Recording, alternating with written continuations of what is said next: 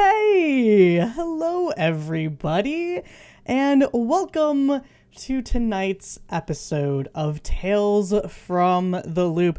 Thank you everybody for coming and hanging out on the Encounter Roleplay channel. We're very excited to jump on into things. But first, though, I do want to shout out Snow Dogs. Thank you so much for that subscription. We seriously appreciate it. Love you much, friend. But for the official thing of all the things that I have to go through and say, let's just get that over with. And hello and welcome to Encounter Roleplay. And hello to those watching live right now. And if you're watching on YouTube, be sure to join us live for the show every 8 p.m. on Wednesday evenings. Today we are playing the second episode of Season 3 of Little Busters, which is a Tales from the Loop game shifted over to Things from the Flood. So instead of taking place in 1989, we have jumped a couple years ahead to 1992. We're going to go around to the cast and crew real quick and figure out who everybody is and who they're playing, because we have a little switch up in the lineup today. I don't know. Let's start with our wonderful guest. Janaya, welcome back. Please let folks know who you are, who you're playing, because it'll be your first time jumping with us in Season 3. It's true. My name is Janaya, and I will be playing Chloe, whose pronouns are she, her. And Chloe was a goth, weirdo, taxidermy fan in the last season, but she has gone through some changes in the last 3 years. She spent most of the summer alone after season 2 ended. And she realized that the reason she wasn't getting much time with her father was because he had started seeing someone new. And that woman felt very strongly that Chloe was just wrong, which is okay. So she didn't want her dad to be sad, so she tried to get a little bit more normal.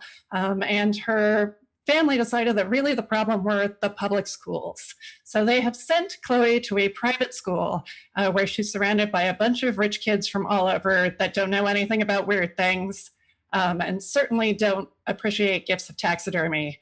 And so she has taken it on herself to enter a new life of normalcy, which she has excelled at least on the outside, because she was very empathetic.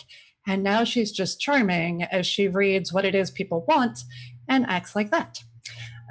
So that went pretty well until she got a little bit too overachiever, which turned into, some drug use and things like that.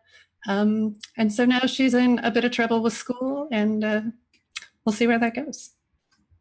All right. Well, we are very excited to have you back, and we will try to do the content warnings early. Thank you for reminding me about that, Janaya.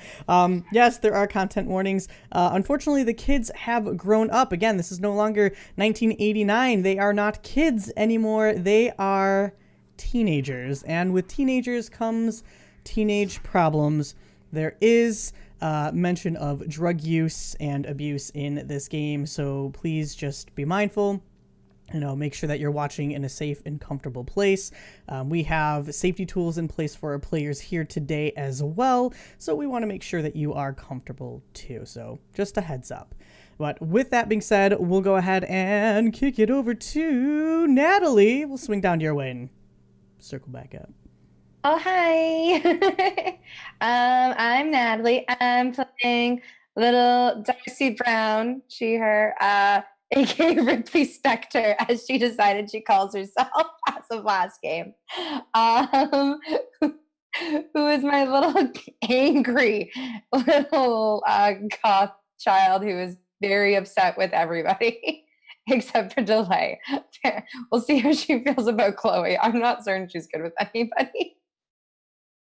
Yeah, that's going to be interesting to see, because they were relatively in the same age bracket.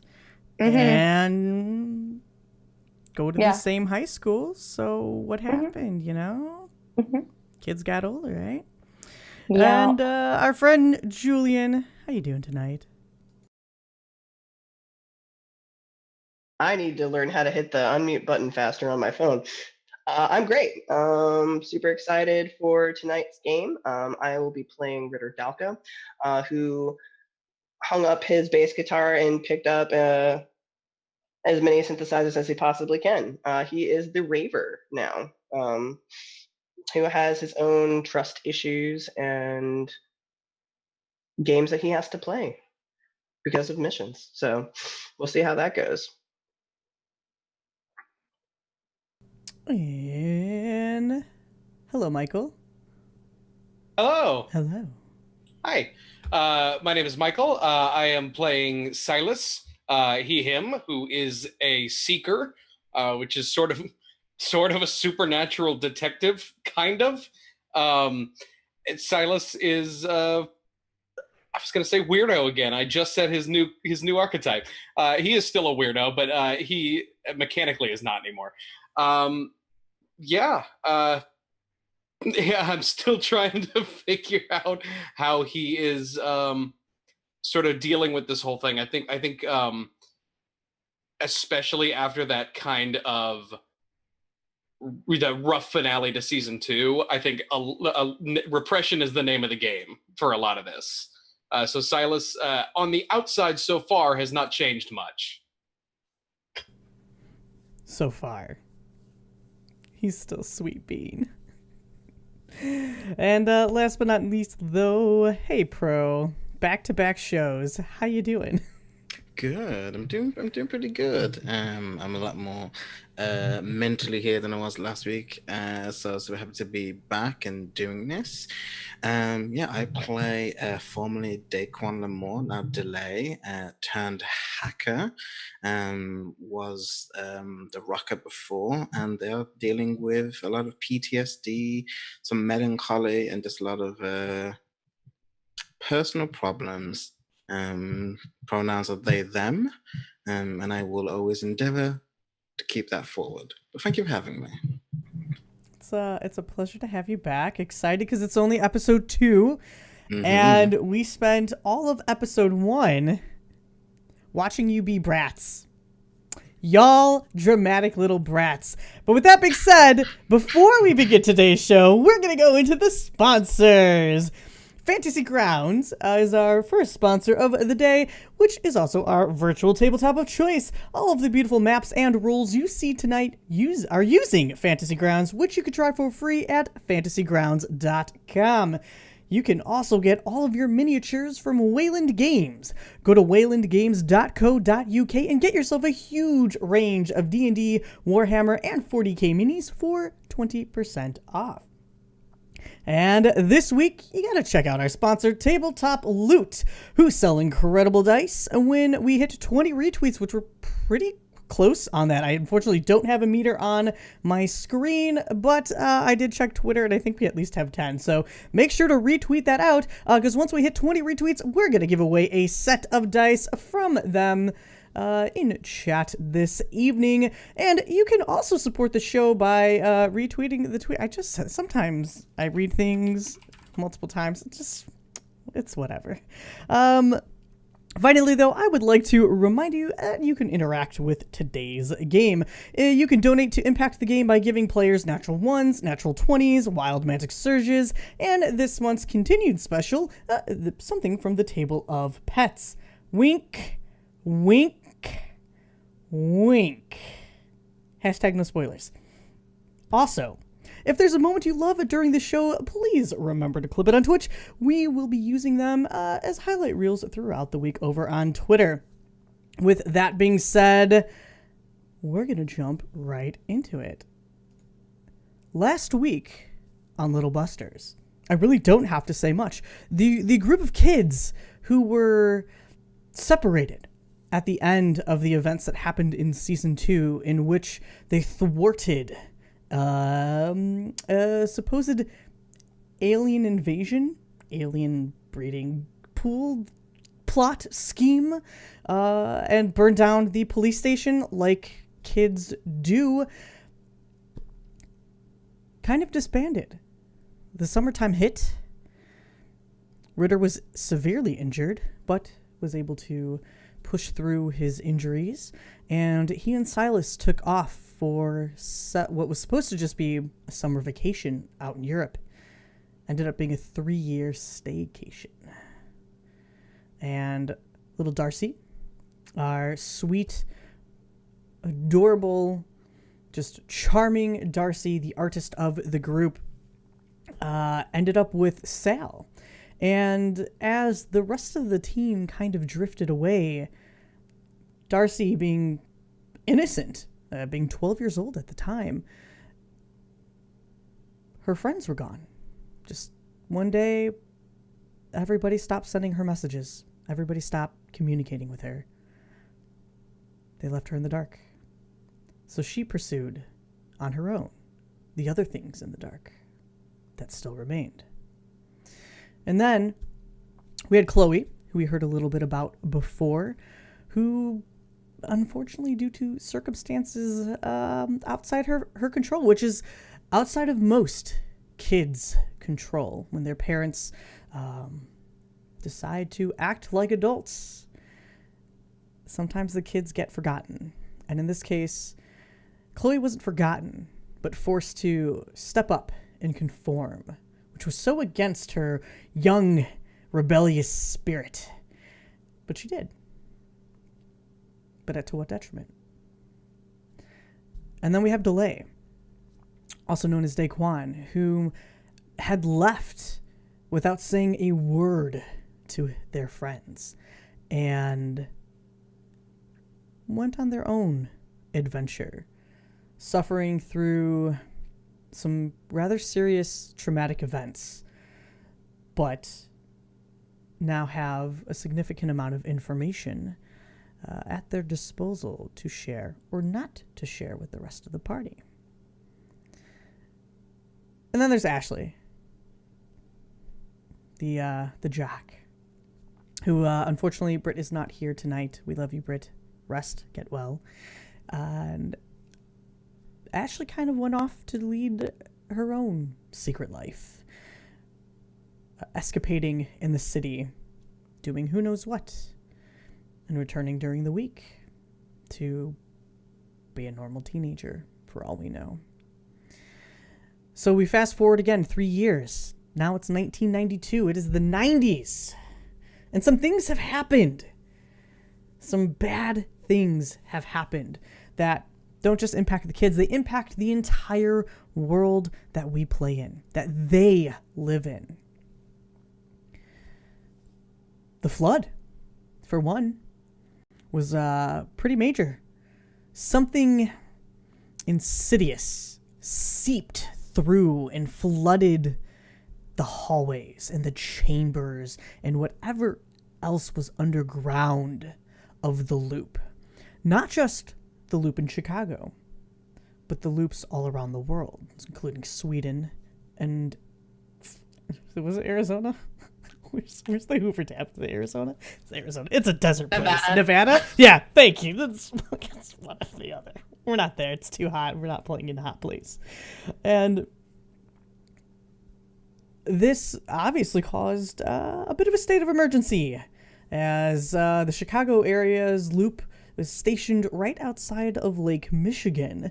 So this dark, murky fluid contaminated the water and flooded out most of Lake County. Many residents were forced to be relocated temporarily until the floodwaters could either be contained, moved, or just dissipated on their own.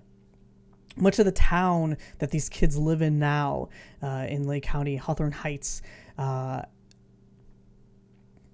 once bustling, developing town, is now in ruins. Many old buildings that were hundreds of years old, or 800 years old, have either been forced to be torn down, are left in shambles. Their owners have not returned to them because why? Why would you come back to a now crippled town, especially since Rick Synergy is no longer in operation? They were forced to file for bankruptcy and were repurchased by another organization, which we will talk about later.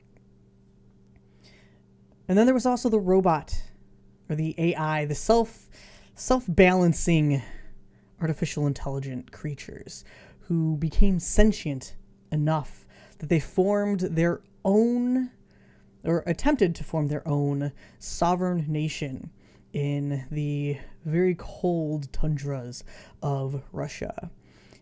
Unfortunately, during this time, though, a plague broke out that impacted artificial intelligence, that impacted robotic technologies that the world relied upon for several years, especially throughout the 80s. This machine cancer, as it was known, caused bioorganic material to erupt from these machines, large blisters, throbbing bits of flesh that would just break through your Game Boy for no apparent reason. But eventually the cancer went away. But it took down the majority of robotic technology, the majority of technology among the world. I can words. And that's important because no longer do we see magnetrines running across the sky in their own designated highways. They are moot. They no longer exist. Most artificial intelligent things, whether they were pagers of some sort, personal assistants of some sort, things that operated in Brick Synergy to assist with their experimentations and just even the maintenance of the loop, were destroyed, both by governments and by the plague. So now we're here. The kids reunited, awkwardly, last session. And how we like to run this game for those who are watching for the first time. Again, welcome to Tales from the Loop. This is Things from the Flood. The players will go ahead and designate scenes with each other that they would like to play out. As far as time is concerned, it has been 1 week. You have 1 week to play with. Since you all met back in your secret, still operational bunker, which Ashley isn't here today, so nobody knows anything still about Sarah. Now, who would like to go first?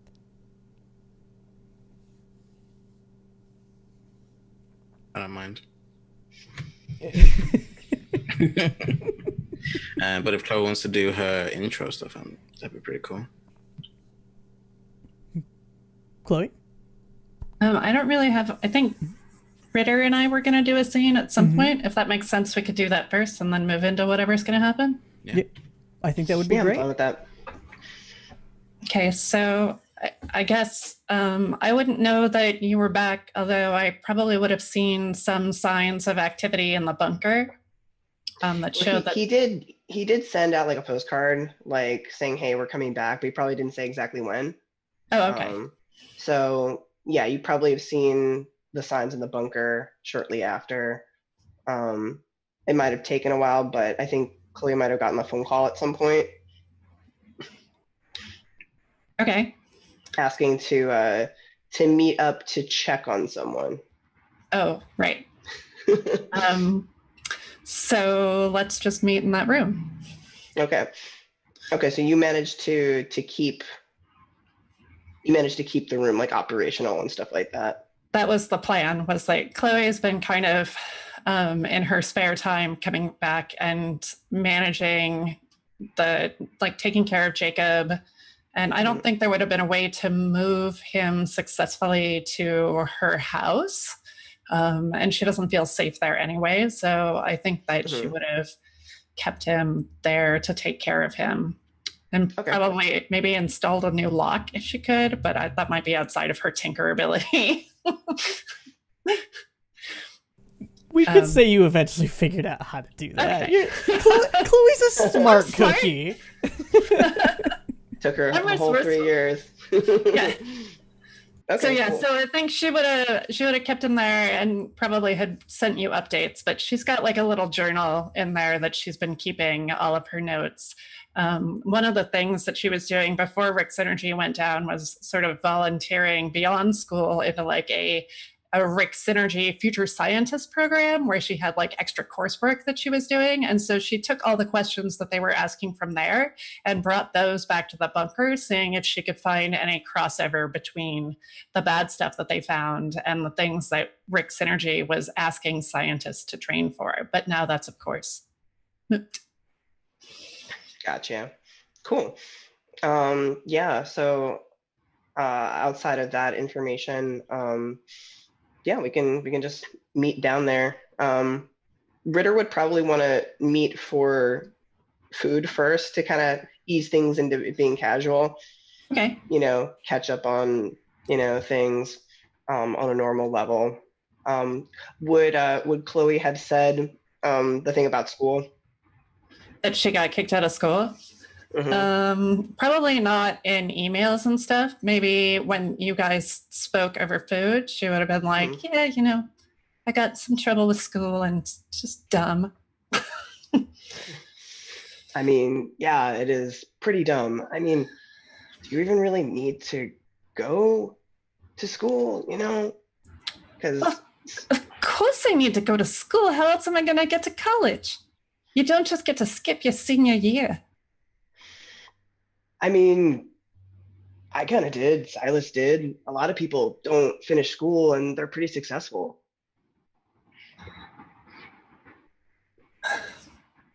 Man, yeah, but you and Silas, you have whatever you're doing. This is what I'm doing, I'm gonna go to school and learn stuff and get out of here. He kind of shrugs. He's like, I can't, blame you for that. I mean, We I all kind wanted of, to get out of here. yeah, and I like school. I mean, I don't know that I like my school, but it's a ticket to somewhere else. I think he nods, and I don't think he'll press anymore on that. Be like, right on. I mean, I guess if it's a stepping stone to a better place, right? Yeah, maybe it'll move me to New York. I'm hoping it's going to move me to New York. New York's not bad. We stopped there briefly on the way over. I can tell you a couple things about it, like Manhattan. Yeah. He kind of like leans over the table and he's like, dude, super great parties. Yeah. And I think like we can kind of like montage to the bunker. And they can talk about all that nonsense. And I think as they're kind of like getting, towards that section, Ritter kind of gets a little bit more quiet, more kind of pensive, contemplative. And he's kind of like, he's like double checking like everything, like all of like the tech to make sure like things are like working properly and stuff like that. I think she'd see that you were concerned, and so she'd walk you through like, this is the maintenance program I've been doing. I've been checking the wires over here and doing this. And Is there something I can roll to see if I make sure everything's like in perfect working condition? Yeah. No? Yeah, go ahead and roll investigate. We use investigate like a perception check. Okay, cool. Let's see if I'm gonna roll real dice and see if it works. One success. Okay, fantastic. I'm not going to have you ask questions because yes, things seem to still be functioning fine. Okay. Nothing seems like out of place or whatever, or tampered with. Mm-mm. Okay, cool. And I think, he kind of, as he looks things over, he kind of eases up a bit and he's like, okay, yeah, you're doing a really, really good job in making sure everything is properly maintained how, they really like it. So, great job. And he kind of she just looks at you. She's like, you sound surprised. Well, you're right. I shouldn't be. You were a lot better at this stuff than I was back then. I don't know about that, but I don't know. Come on, you totally got the hollow thing way more than I did. The whole frequency thing. There was a lot going on. It's fine. So he's over here, and everything seems to be going okay. Do you want to see the notes? Yeah, definitely. So And he gets up and he goes over to the pool as if you want to get the notes. And he's gonna put his hands in the water.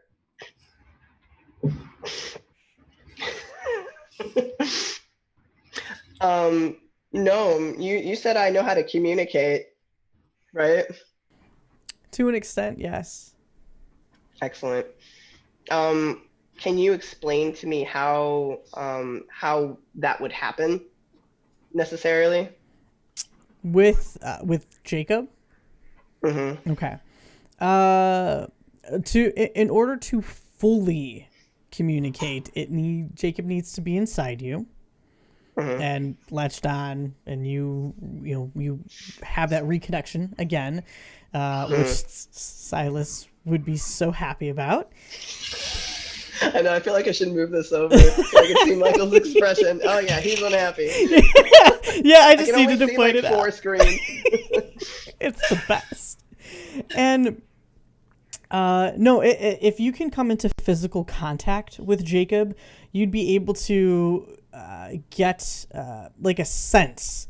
It can kind of communicate very basic, what you would perceive as emotions. The Derrickor have very different thoughts about emotions. Humans are incredibly emotional creatures, which is unusual for the Derrickor and for the other species that they typically form a symbiotic bond with. So your hands are digging around. Hey, playing Ding Dong Ditch, trying to find little Jacob swimming around in the little pond. I feel like he puts his hands in the water like very calm, and he just lets his hands kind of settle and lets the rippling form around his wrists, and he kind of just looks over to Chloe, like expecting the rest of the information. I turn around with my notebook.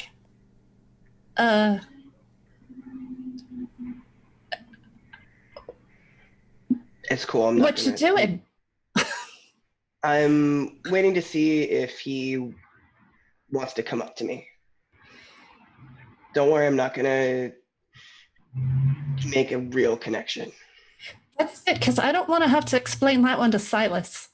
I mean, you do you, but you do you when I'm not here, because I do not want to have that conversation. He kind of laughs at that, and he's like, no, don't worry. I wouldn't put that on you. She walks over and looks into the water. And you can see,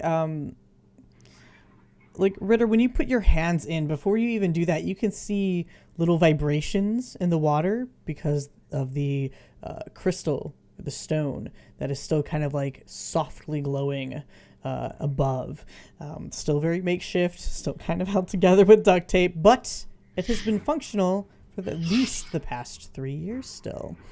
And you can see little patterns in the water, as if the vibration energy from that crystal is attuned to what it should be. It should be a very familiar pattern to you. And you go ahead, you plunge your hands into this almost mercury-like substance. It's not water.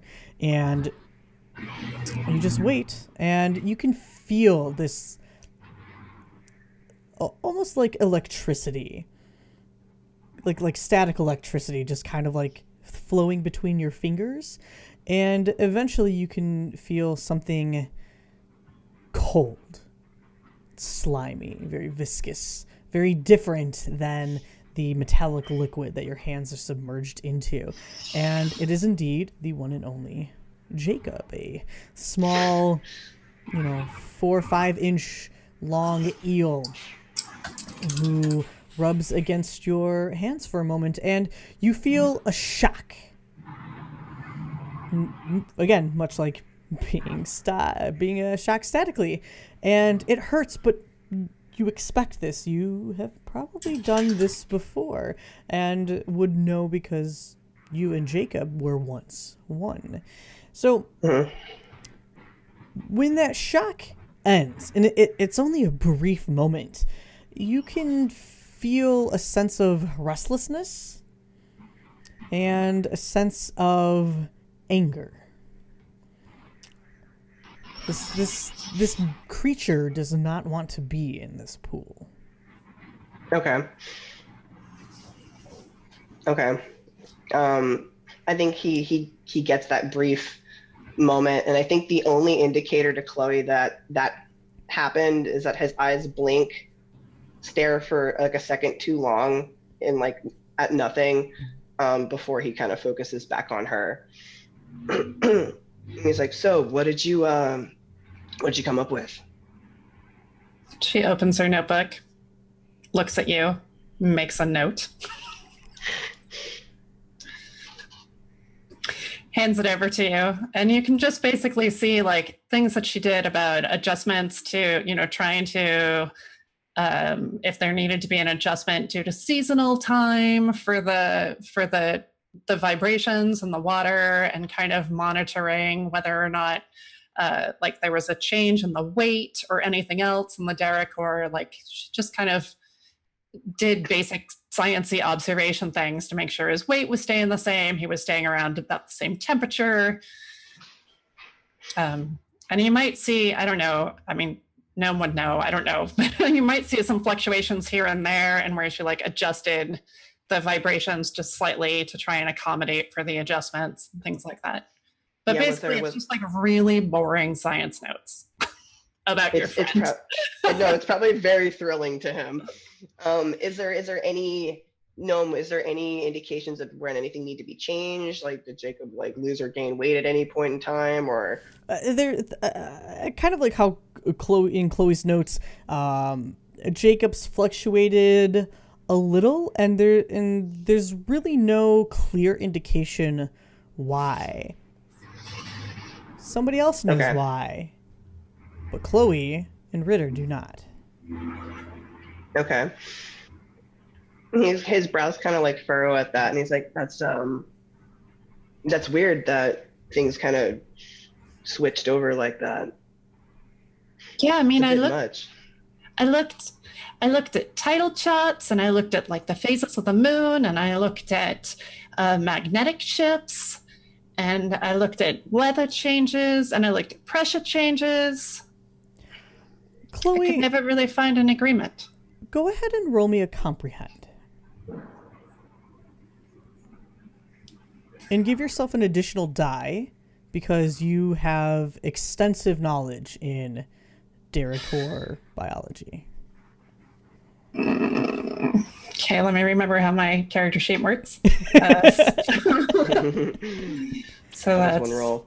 3 plus 5 plus 1 is 9. Watch me not get a single success. It's happened. I know. It's happened plenty of times. back to back to back. Oh God. With 10 dice. 10 dice. Each time. I just rolled 10d6 and failed, so just for fun. Perfect. I can't get into my thing. I'm sorry. No, that's okay. So lame. You're fine.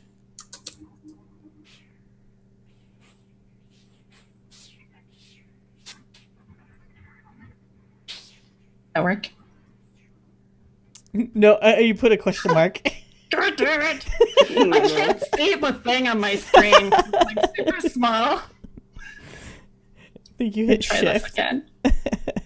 You were close. I was close. I'm typing blind. I'm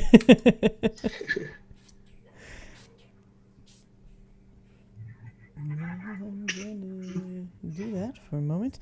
In the meantime, though, as Chloe is investigating. There. Oh my! All right.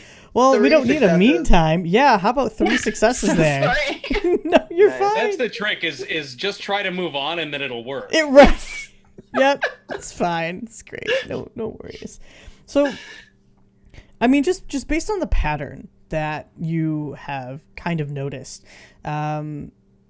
it seems to occur about every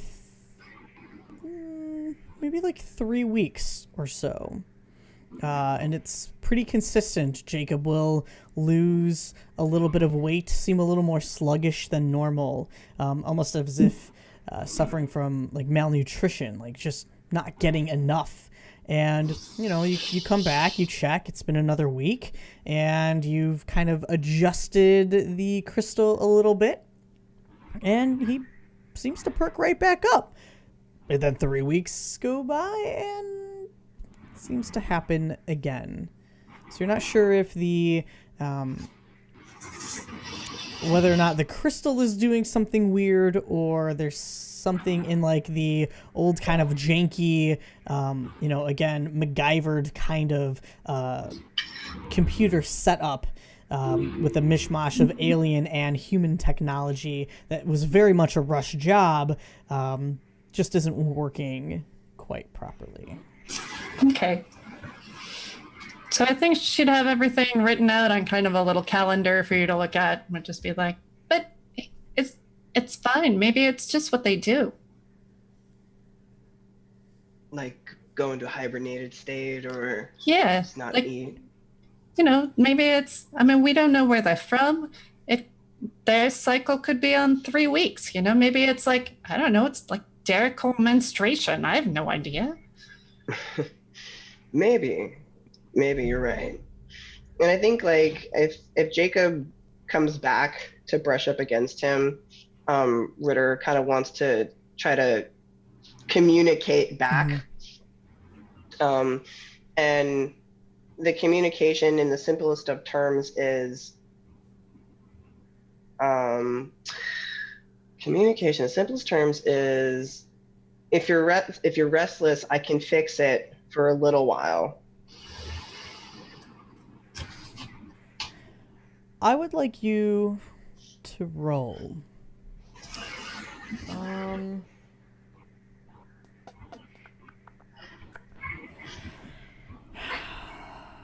Either empathize or charm. Charm is way better. Okay. Another 3. All right. 1 success.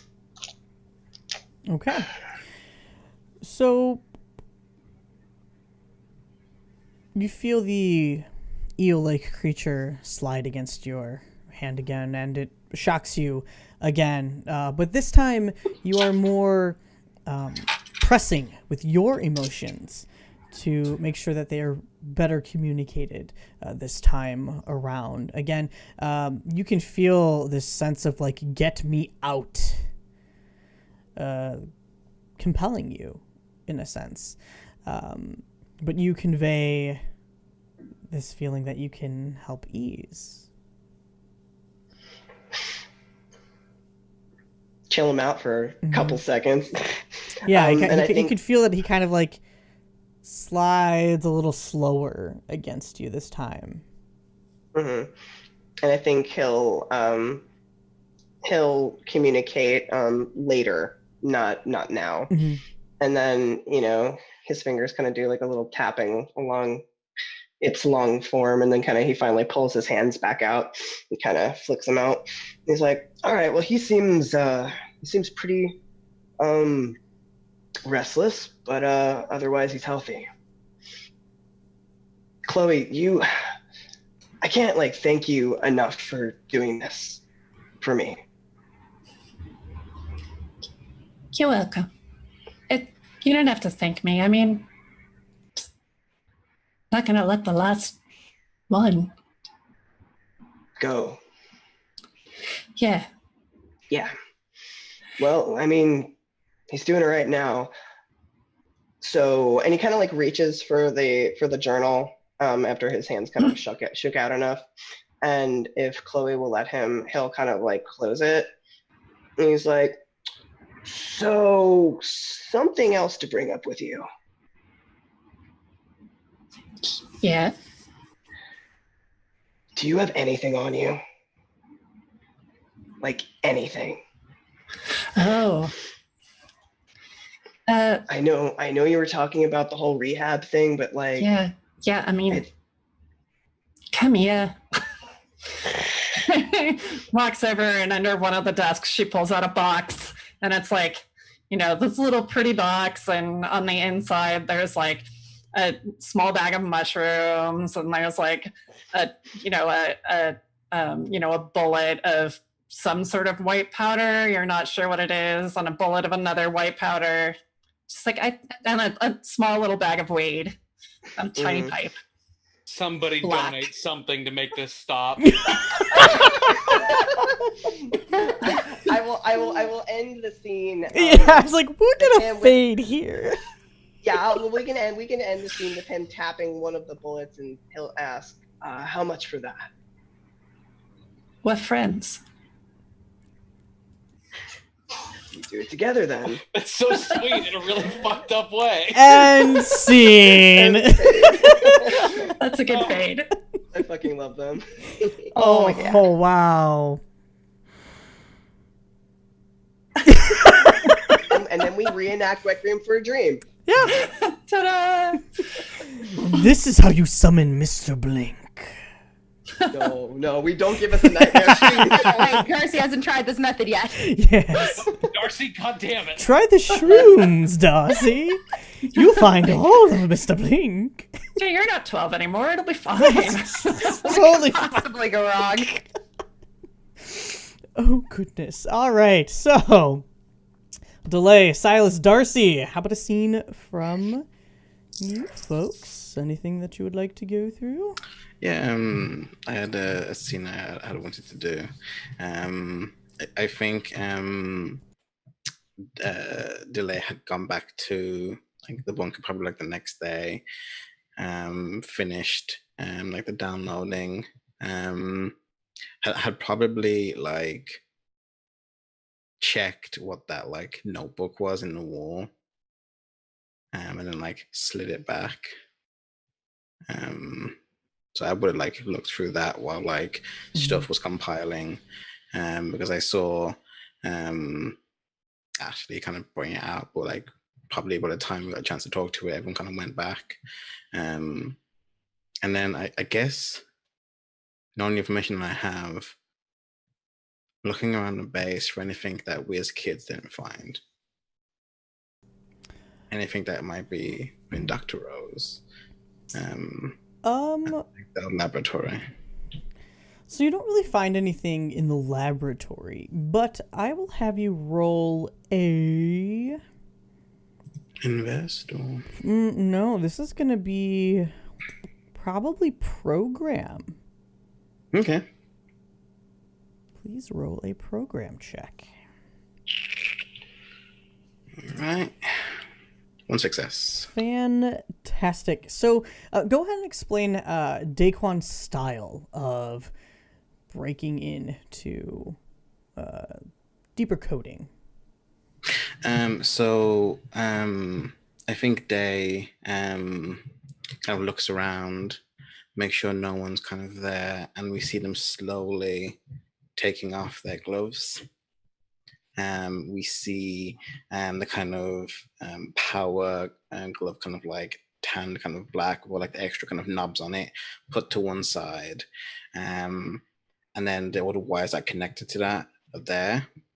And that's only really for show, as we don't really see what Dave's kind of looking at, but we see like this like kind of bluish glow kind of now coming up from where the hands would be, and they go into their jacket and they take out some wires, and they go to like the little panel and plug them in, and all we hear is like it's like that 90s like hacker thing where it's like really fast typing, but like incredibly fast typing, and we see like lines of code coming through like ridiculously fast, and we just see that kind of process of just like that happening, and that mini screen kind of comes up with another one happening. So Okay. So some of the information that is hidden in here that you could not find as kids 3 years ago, simply because nobody really had the skill to kind of crack into this database, because nobody was a really big computer whiz back then. Daquan kind of had some decent programming skills, but 3 years really can add to somebody's ability. So you're sifting through this, and you find a lot of information that you already know about that would have made life so much easier had you been able to figure it out sooner. Some of it contains partial plans, not fully as constructed as the plans in the police station had been, but there was definitely talk and blueprints of using the high school as a means to attract as many people as possible for a potential genetic experiment, just being a very small keyword that kind of keeps popping up. You recognize Dr. Rose's name on some of the sign-offs for the information that's in here, and you even recognize a Dr. Lamore document that was kind of buried deep down. Again, it mostly had to deal with just kind of like basic genetics, experimentation and testing, and a little bit of what was going on in Rick Synergy, but it seems innocuous in comparison to what eventually had happened. So there doesn't seem to be any super new information, but certainly tons of information that would have helped you in season 2. Do I find any mention of a Mr. Ranfield? No mention of Mr. Enfield. Then I kind of get the glove, kind of pull it back on, and start like downloading the kind of information as much as I can, and start wondering, would I come across a locked room? From way back when? Where the body was? Yeah.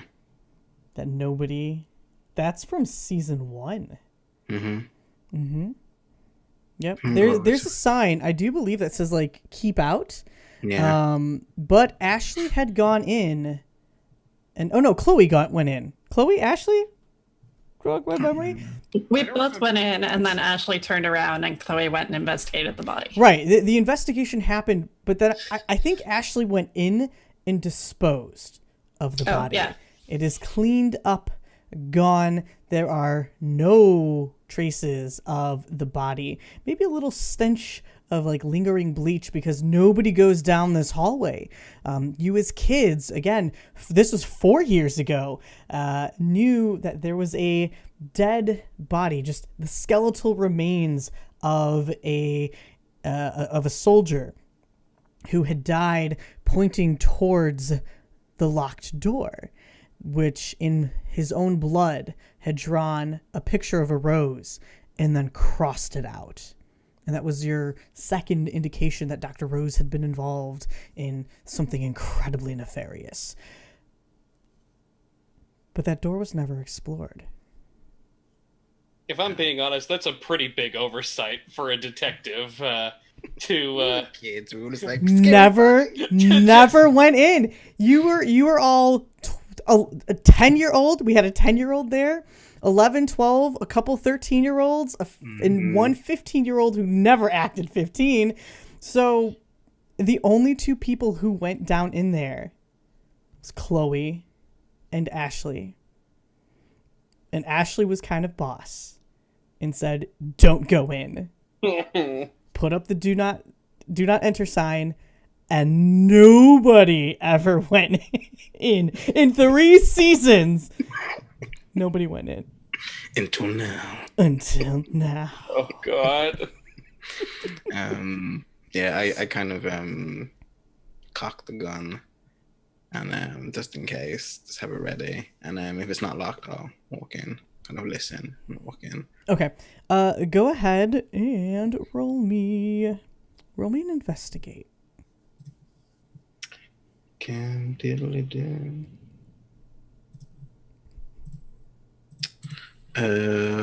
One success.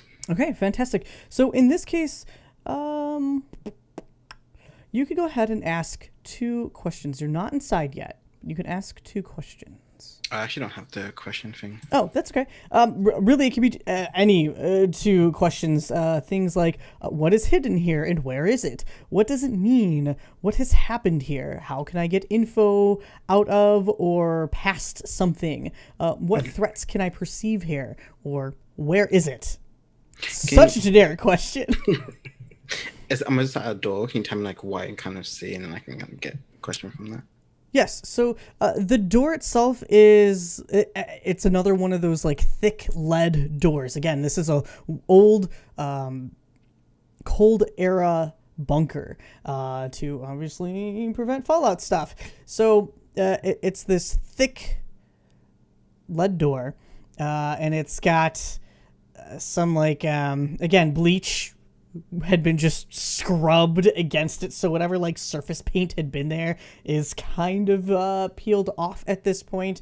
There doesn't seem to be any remnants of blood, at least that you can see with the human eye, and you wouldn't really know because you didn't see what had been there before. There was no window into this place. It is just a dark hallway. The lights were never able to turn on. They were broken, that led into this door. I suppose my question is then, where's my best way in? Okay. Your best way in is going to be through the door. You could try the handle. But you do notice that there is a keypad, an old-fashioned keypad that has, it's got like the metal, the nice shiny metal buttons, although they're a little dusty now. Nice. I guess I kind of blow it off. And is there any? I guess I'll like get a knife and kind of jimmy it open and try and connect some of the wiring to like the board that's there, and try and get some access to it. Okay.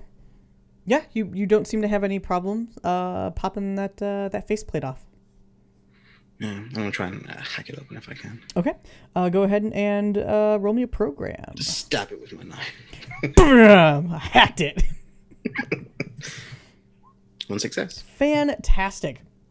So you don't seem to have any problems with this. In fact, it's kind of like outdated technology, and you almost want to laugh at it because you don't know if this was, again, a military setup, if this was owned by Rick Synergy. There's bits and pieces here that remind you of both, or if it's just some crazy person who decided to build it themselves, or all of the above. But you are easily able to go ahead and break through the coding, and you hear like a hissing sound as whatever had airlocked tight that room. Now that air escapes.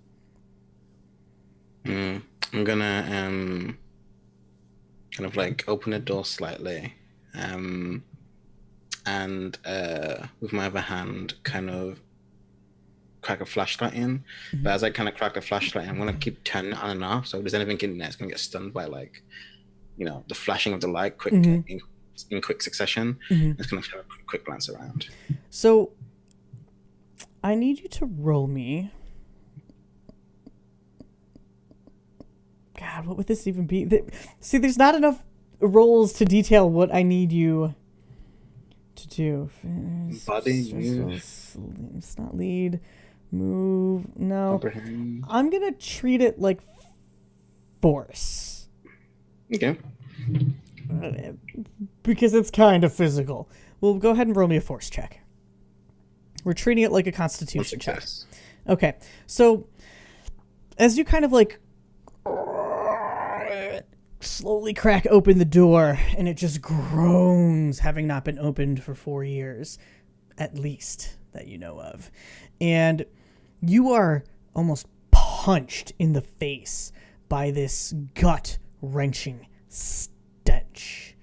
It is so foul. You have never inhaled anything like this before. It makes you want to puke, and you nearly do, but you hold it in. You steel yourself enough to open the door the rest of the way. Gas mask comes up. Okay, let's put the gas mask on. And as you kind of like step inside and you're quickly flashing your light on because you're like, oh my god, like this is something's bad. Something is very, very bad. You hear at the bottom of your foot, and you notice that you are stepping in as you shine the light down about an inch worth of this brown, incredibly sticky, slightly coagulated, viscous material. It looks like rotting snot, if snot could rot. It looks like the insides of a beached whale on a hot summer day, just oozing around you. Is that's kind of covering the walls and everything like that? Is it just like a barren room? It's not covering the walls, but I'm glad that you brought those up. You shine your light and you look down, and there is just this slight mound in front of you that is slightly submerged. It seems to be made of the same material. And you notice, though, as you start scanning your light around, this is an incredibly small room, maybe the size of a washroom, like of a bathroom, and circular in nature, though. And you shine your light around, and there are deep claw marks in the concrete of this room, all over the place. Whatever was in here could not get out. You can turn around to see that the inside of the door is equally scratched. I kind of look at it, kind of like sizing it up. Kind of looking around. Is it just like with the scratch walls? Is there no shelves or anything like that? Is there any like chains? Or like some kind of containment?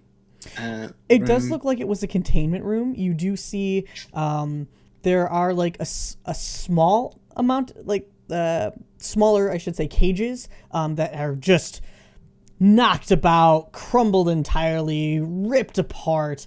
One maybe even like slightly lodged, a chunk of it lodged into the concrete.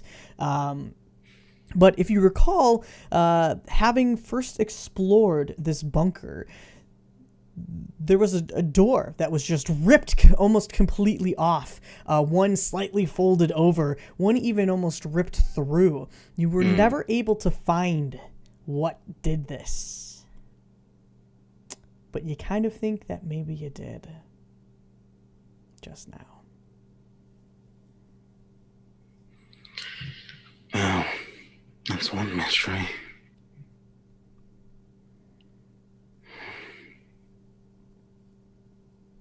It might be at this point that Darcy finally, with Sal in tow, kind of, you hear some, you actually probably drunk, she's sneaky sometimes, so she probably, Soleil, what's going on? What is this room? Darcy, you can smell it, and I need you to roll a force check. Okay. The smell is just This is permeating disgusting. Remember, there is one hall going into this place. It is just filling it up. Oh, I'm fine. Oh, you're like, I got 2 successes. I'm doing great, guys. Darcy, you're kind of used to fighting bad things and finding bad things in worse conditions. I've smelled worse. Yeah, not a big Probably. deal. Sal, on the other hand, though, Sal's face illuminates. Sal pukes. No, not in my bag. Your little robot friend pops up and pokes his head out and kind of like hush whispers to you, "Bad thing." Oh, like, and just like points with the T-Rex claw. huh? That's no good, little buddy. Didn't even hear you. You can sneak up on me like that. Oh, yeah. You also have a gun. Sorry. I can't. It's just how I tend to be. I don't know. Most people don't pay enough attention to me, so it's easy. It's good. Yeah, it's good skill. This is something else. Yeah. There's a Sal seems to think there's a bad thing, and I don't know if he's talking about what smells in this room. It's still around, Sam? Yeah. Sal kind of like peers over Darcy's backpack with his radio head and again just points towards that mound. Bad thing. Still alive? Ooh. Barely. As soon as Sal says that, I turn and I start shooting 2 shots. Okay. I'm not even gonna have you roll. The thing's not moving. But you do shooting at the mound, 2 shots. You can see some of the fluid that Daquan is standing in almost rescind a bit towards the body as this mound again just starts like writhing, like, and just makes these awful liquid sounds as it just kind of shrivels into itself. For a moment, as you shine your light there, you can see whatever it was is almost like it melted, but there is a mouth that starts to protrude out with these massive sharp teeth, and on one side of the room almost these sharpened claws come out reaching for you, but stop before ever being able to form fully and just kind of dissolve and wither into a puddle, filling up the room some more, seeping out past your feet now. You hear the click of the guns. I kind of like put back in my holster. Like this back when I was your age would have been easier.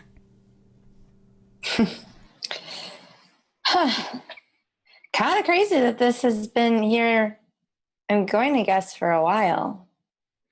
Yeah, I suppose no one found it or heard it. Same. Dangerous. Yeah.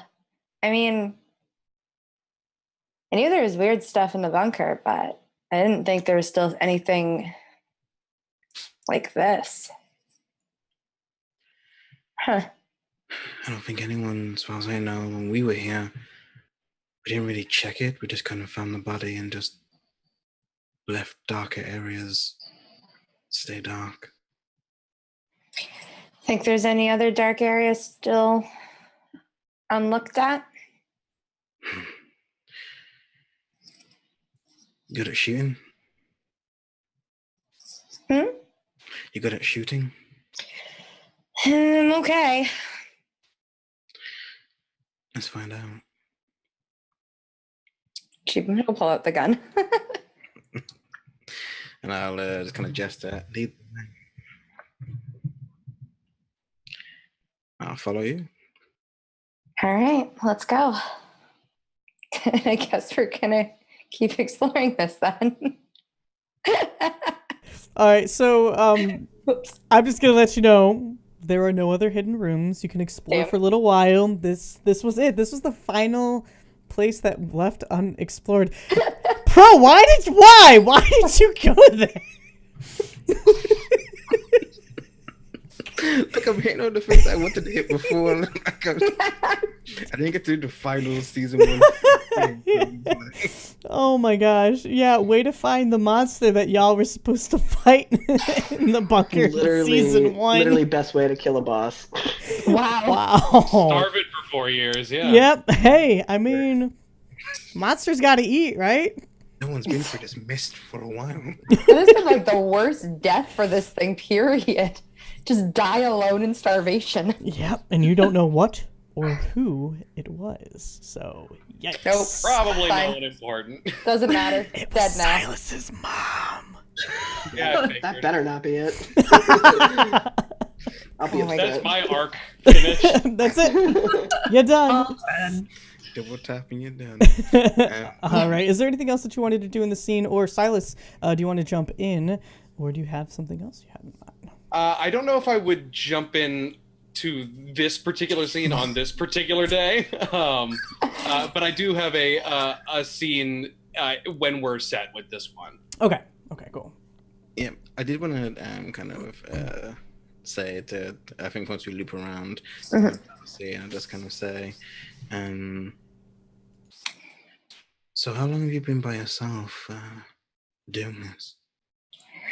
I mean, since we kind of had the whole thing at the police station, I mean, it took a couple of months to process kind of what went on down there. And I mean, I had nothing but time to really process. There really wasn't anybody around at that point.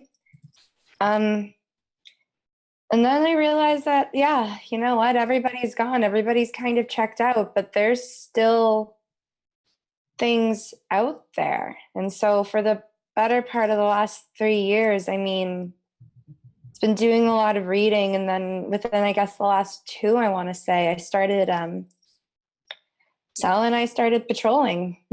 As weird as that sounds, but we started following up on if there was any leads, if there was any connection to, oh God, it's going to sound stupid, but there's this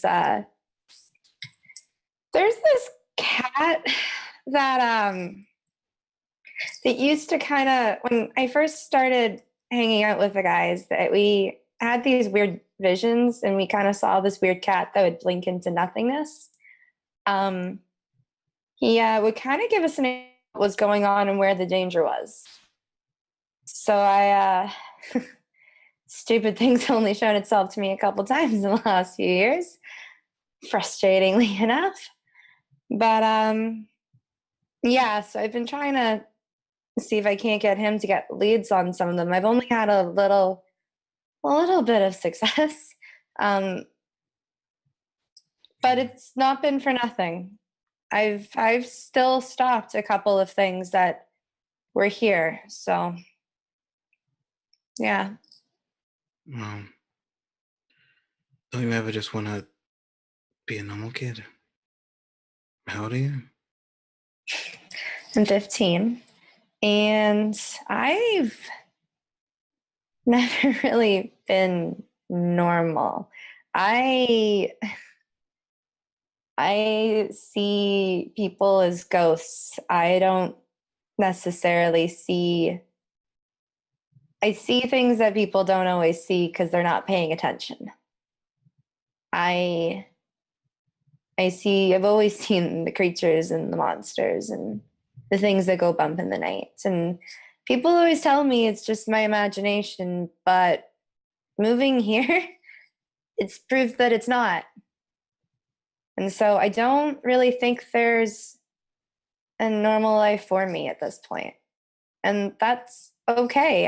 I have a purpose. I have something I need to do because nobody else really can do it. Nobody else is willing to. I think they kind of like just kind of looks at you, kind of like it's like sorrowful. It's like you're the age that they were when this was starting. And this is kind of like, well, I'm in town for a while. I'm used to this. If you never need help or advice or ways to clean your gun. I like that. Yeah, I've really only learned kind of how to take that apart and clean it from a couple of books with some pictures and stuff. So it's it'd be nice to see how somebody else handles it. But also just I'd appreciate being able to talk about it with somebody other than Sal for once. Yeah. Also, Does Darcy wear gloves? No. Is gonna say. And Delay's gonna say, you should wear some gloves. She kind of like looks down at her hands and yeah, Silas always used to wear gloves, and it's always hard to think about doing that, but you're right. Yeah, I really should be. This is my address, and I give you my address. If I'm not there, someone called Krista will be there. She's a hard bitch, but she's kind. Okay. Here, and she'll write down actually her like home phone number. In case I'm not here, that's my house, so it's just my mom there. So chances are she's not picking up. She's not normally home, so it's just probably me. Yeah. They'll take it and they will say, speaking of Sam, I might want to try and upgrade their personality, and I think that's kind of like And then yeah. that's what Sounds good. It's a good place to kind of fade off too. Yeah. Well done. And Silas, what do we have from you tonight? What would you like to do? So, I had a thought. Darcy, where do you kind of hang out usually? What time of day? You're 14! 15. What kind of answer is that? That is a pretty horrible question. Oh, Lord. 4 p.m. I mean, I'm out of school yet? Yeah, I'm out of school. You're out of school. School's like By that point, okay, so because of this past week, Darcy's probably actually spending time at the bunker again for the first time in a while. Evenings, she kind of disappears off and just silently does that. But otherwise, like, yeah, right after school, she started getting into the habit of going right back to the bunker to kind of bring Sal there and to kind of, if Delay's there, she meet up with them, or actually, it's really pretty much it. Because otherwise, she's avoided everybody else. Okay. So she's at the bunker. Okay. So I think this is just like a I don't know what day in the timeline of the week this would be. I don't think the same day No. that you did this thing, and I don't even know if it could really be after, because it seems like a pretty big revelation. So maybe it's before this has just happened. So Silas comes into the bunker, and where are you at? She's probably just sitting on the ground. She's got Sal out, and she's sketching, actually. She's got her good old chrome notebook back open again, bullet impacts still clear as day on them, and she's just sitting there sketching and kind of, yeah. Silas walks in and just says, I had a feeling I'd find you here. I didn't realize how much I missed it. It's comfortable after a while. Yeah, it's easier than trying to do all my things at home sometimes too. So it's nice to have the kind of peace and quiet that comes from it too. Do you mind? Mind what? If you are working, I understand if you don't want to be bothered, but it's fine. I'm just drawing. So. Silas goes over and kind of like stands there for a second and doesn't want to sit on the ground, so he goes and kind of sits on the couch nearby. Kind of like to the side of her a little bit. Yeah. And just sits there for a very long time before really saying anything, and just so how are your studies? Which studies?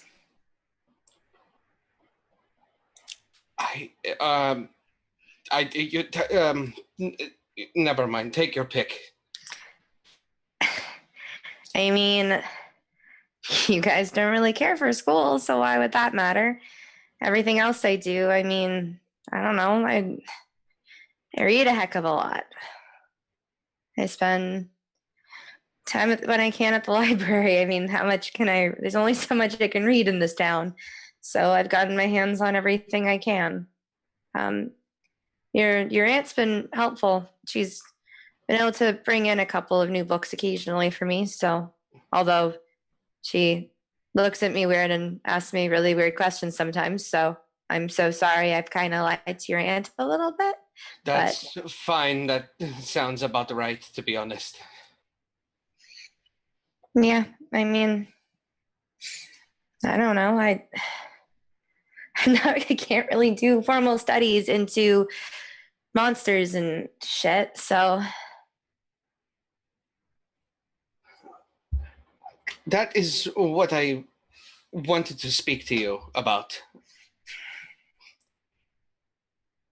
I said I had a feeling you would be here, and I wasn't joking. I felt that you were here somehow. I knew. did you put like a tracker on me? That's really weird. I No. don't I think would that's. never do anything like no. I know your watch could do a lot of cool stuff, but like that's beyond anything. I just No, it's not, and I don't. You're probably the only person who would understand this, which is why I wanted to. Ever since what happened, at the police station. uh, yes, at the police station. You can't say it out loud. I guess it's a safe enough place. I don't know. No place is really that safe. Have we not noticed that? That is becoming increasingly apparent. So, since that night when shit went down and we killed a really, really gross monster and also probably some cops. Yeah, yes, I have been feeling things that I can't understand, and I think that you might seeing things, energy, or I don't know how to explain it. Okay, right. And you kind of see her soften for a moment here because she sees that you're just struggling with this. And you kind of see a little bit of a glimmer of younger Darcy again. She kind of loses a bit of the edge she's had in her voice. What's happening? Silas, what do you mean you see things? I internally, Silas is fighting to find the right words because he is trying not to say, he's trying to be as vague as he's possibly can, and eventually it just kind of comes out. While we were in Europe, Ritter got into trouble. I don't know where he had gone or what had happened, but I somehow knew he was hurt. And from across the city, I followed this feeling and I found him. So you don't see things, but you feel them. I don't know. It's either way. It's both. It's neither. I sometimes. You know. Yeah, Darcy. Sorry. Is that? Do you prefer Darcy still, or When I'm outside of school, I try to go by Ripley. Ripley, then? I see light or darkness. Sometimes I feel where people are, if that makes any sense. Ripley, you told me a long time ago that you see spirits. And I believe that you might be the only person to help explain what's happening. Huh. Who have you been able to feel? Like, who have you been able to get these feelings about? I guess not random people, but Ritter, obviously, and apparently me. Anybody else, or? It's random, it seems. I don't know how it works. I just know when it's coming, and I just a pain in my head. Okay, pain. Like, how bad? Bad enough. It depends on what I'm being shown. Oh, that's okay. Huh. So it's kind of like psychic powers, but I don't know if we would even go that far. I don't know what it is. I just... hey, it's. And she kind of stands up and goes over to you on the couch and kind of just puts she's. It looks like she's about to reach out to like put her hand on your shoulder, but she stops and kind of just pulls back. It's okay. Okay. I think I read something about this once. I gotta see if I can find the book again, and we'll see. I don't know. Some of the books I read aren't. Some of them are bullshit, and some other ones are, I think, more accurate. It's really hard to tell sometimes, so I've kind of got to sift through it. But can you do me a favor, maybe, and like keep a journal of like when these things happen, and who it's about, what you get told, and maybe like we can come up with like a pain scale or something like that, just to see, because how often are these happening? It's seemingly random.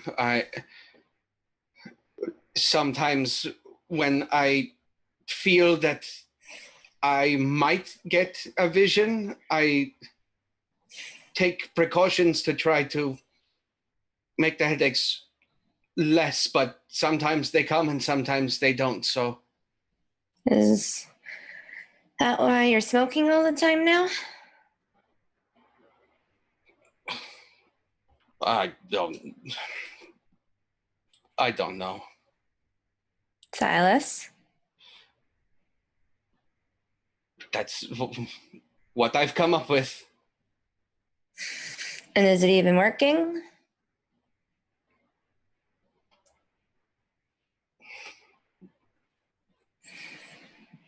Yeah. Okay. So, what you're going to do for me, well, I do some research for you. You're going to track this shit. You're going to keep a notebook. You're going to track it when it happens, how maybe like a scale of 1 to 10. I don't know, we'll figure it out. It's all relative, but still it's something. And we'll we're going to figure this out. We're going to figure out what's happening to you. I don't know if maybe something from when we fought the Jericho, I don't know if maybe something got in your bloodstream or into you, or something went down that we weren't aware of with the tech. I mean, we burned it. I've looked to see if there's anything there, and there's nothing. Believe me. So I will do this. This is a good good strategy. This feels different Different from technology, or I can't put my finger on it, but it feels magic. supernatural, I suppose. We kind of live in a world of supernatural. That's the reality of it now. We just know about it. The most common feeling I can think that this reminds me of is those nightmares.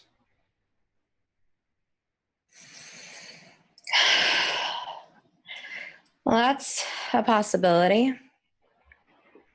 I know you were trying to contact that thing again. That stupid fucking cat. And she kind of walks away, turning her back to you, getting back to very angry. Very, very quietly under his breath, he just goes, language.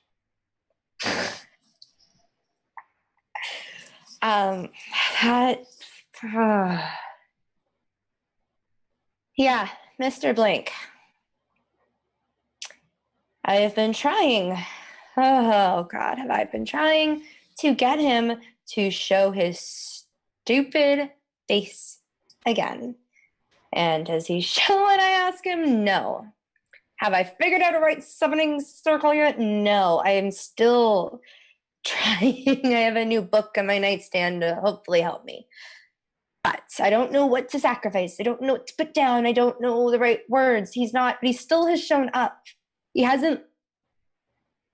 didn't completely leave me like, the rest of you. Oh, that hurts. He's shown up a couple of times in dreams, really stupid, vague ones, and then once more in. I have been trying in person. I've been trying to get him. Kind of saved my butt one time. So I mean, as much as I'm angry at him, I can't be that angry with him. At least he was still around to save my life. So I can't. Yeah, and he did lead me to helping me get rid of something, a bad thing. So I can't really be that angry, but also I kind of am. It seems that he does what he wishes, but there might be... I am new at this, obviously, but I don't know if sacrifice is the way to pursue this. I don't know. It might be. It might not be. It hasn't been working. Although that one time I did get the dream like 2 days afterwards. So maybe, I don't know. I should check the books again. But I think there's got to be a way to summon him, to connect with him, to contact him. And I'm still working on that piece. Perhaps we could work on it together. And she kind of goes a bit dead silent and looks at you for a minute on that one. Why?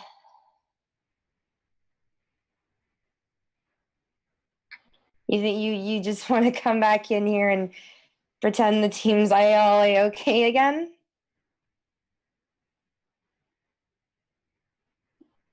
I would like that very much, but I know it's not how it works. Yeah, you're right.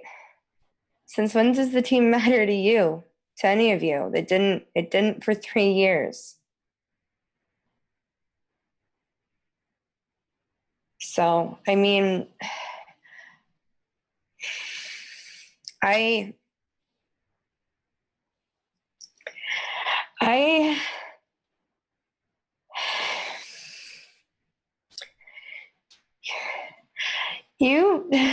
you guys just, it didn't matter.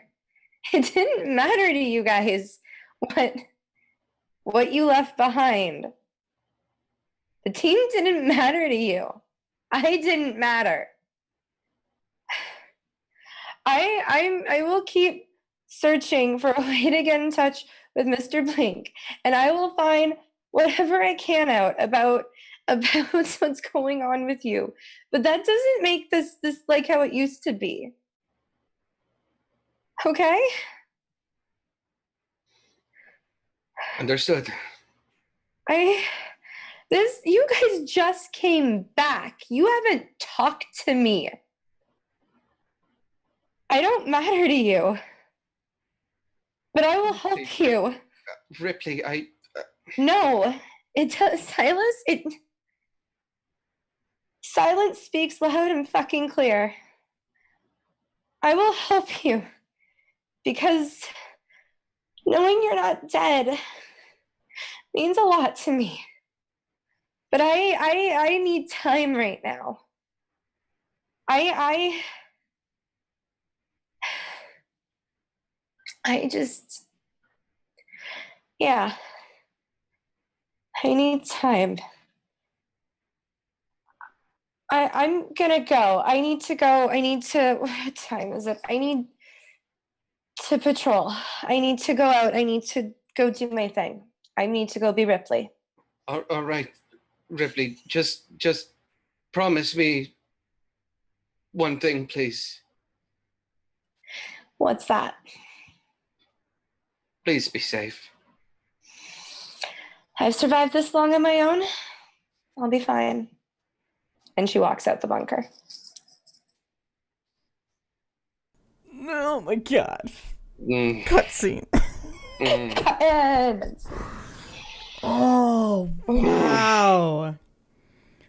Wow. I'm so upset. I'm sorry.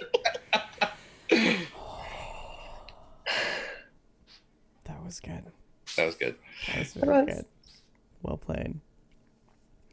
So, now that your turns are over, it's my turn. What would be a reason in this new week that you would all end up being back in the bunker? It's 4 p.m. on a weekday, apparently, for Darcy. I mean, it could be the revelation that there was still a bad thing in here. Maybe we all that brought is. Yeah, that's That probably the actually- biggest thing, Hey, yeah. hey, you want to see it? You want to see a dead body? Hey, Yes. quick, somebody get the no. stick. Oh God, of Chloe course, gets Chloe. So excited. How did we miss this? Are there bones left? I don't know. Can I stuff it? Can I make it into a Oh, Baby frog.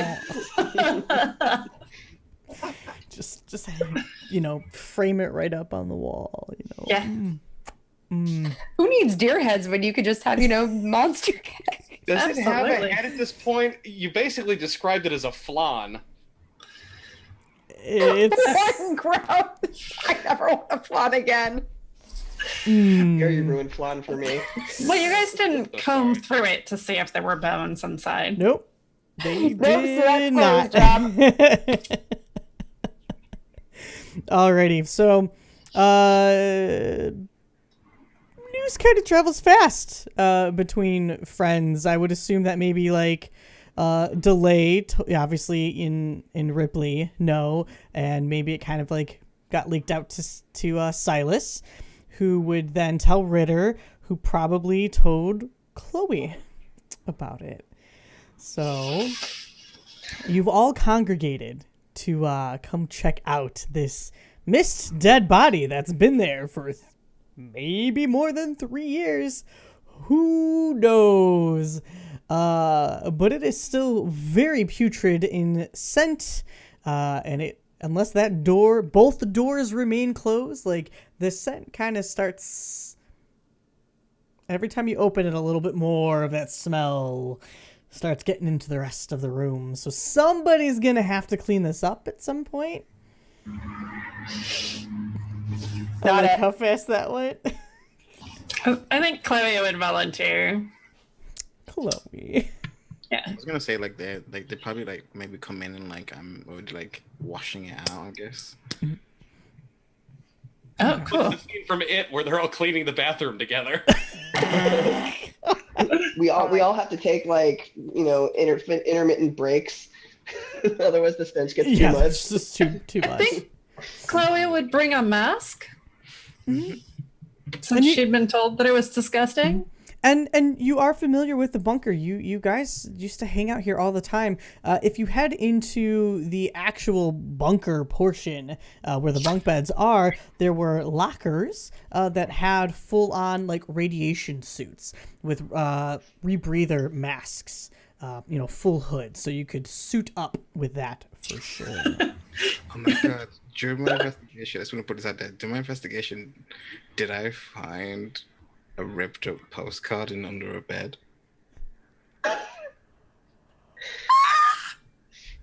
I need you to roll for that.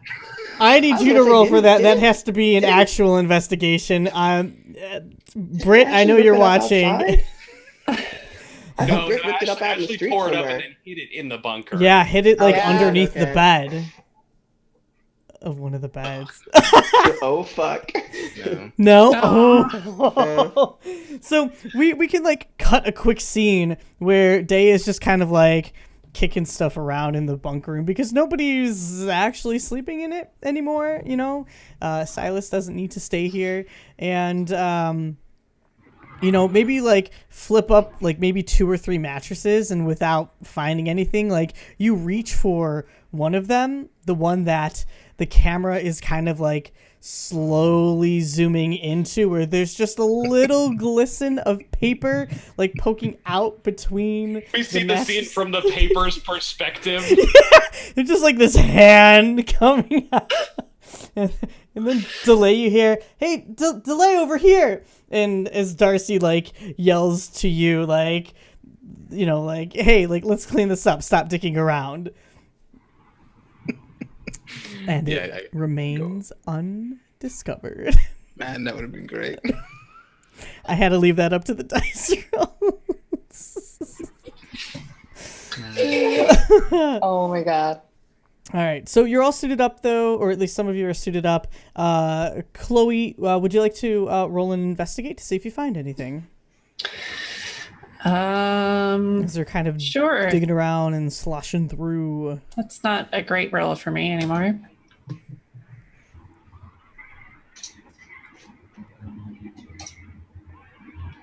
I'm hitting the button.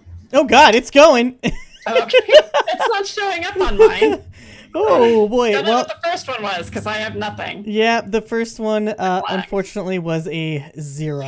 0. Okay. So, I mean, that doesn't mean that you don't find anything. You just don't know anything yet.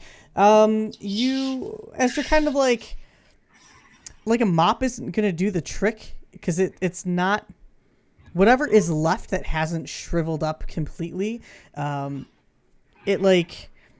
you really need like a shovel. Think of it like you're scooping up just a giant, disgusting, dead oyster. So you can mop it. Is it all one piece that we need to figure out how to? It is, yeah. Like this is gonna take a couple hands to like maybe like shove it on some tarp, and then scoop the tarp up, and you can haul it out. But you do end up finding like a tooth remain. Will stay kind of undissolved, untouched, maybe a little eroded, but no bones or anything of that nature. Well, she'll pocket the tooth and put it in her general little supplies of stuff, and maybe kind of take a small vial of the thing. But she's like, just in case we need it. But she just doesn't seem like, she's not like old Chloe who was like, this is amazing. Did you see this stuff? And everything else. She's just like, whatever, we're doing the thing. Fair enough. Over the course of probably a good maybe 45 minutes of you all trying to figure out how to move this massive pile of dead. I know, it's gross. It's nasty. You all feel the ground tremble. Just And a little bit of the concrete, like dust kind of like shifts and some concrete chunks just kind of like fall from the ceiling for a moment. And you can't hear anything. But what? What the heck was that? No matter where you were in the bunker, everybody felt this. What was that? Yeah, I don't know. Chloe, are Yeah. earthquakes normal in Chicago? No? Maybe, I don't know, maybe there was an accident somewhere? Oh, How gosh. close are we to any of the factories? Maybe there was an explosion. So none of you, except for... No, Darcy, have you always been a native here? No, I'm from Canada. So none of you are actually from Chicago. Ashley is Nope. from Chicago. Okay. So good. Should I roll and investigate before making any assumptions? If you would like to. Okay. Yeah, can I do that as well before Sure. I? Mhm. Okay. One success. Why not? None for me. Okay. Do you want questions or do you want just narration? I just want to ask, because this is something that I, as a player, might have assumed, but I wanted to make sure the character would. Does it seem like the origin of this possibly came from topside, like above? Yes. Okay. Yes, this did not feel like it was a rumble from below. It felt like something external had shaken the bunker. There is something above the bunker. I don't know, a truck or something, but why would it be in the woods? Oh, shit. Do you think be somebody found the bunker? Do you think they came, like the military or something came for it? No, if they were going to come, they would have come by now. That would have come quietly, probably. Yeah. Yeah. They wouldn't want to draw attention to this place at all. No.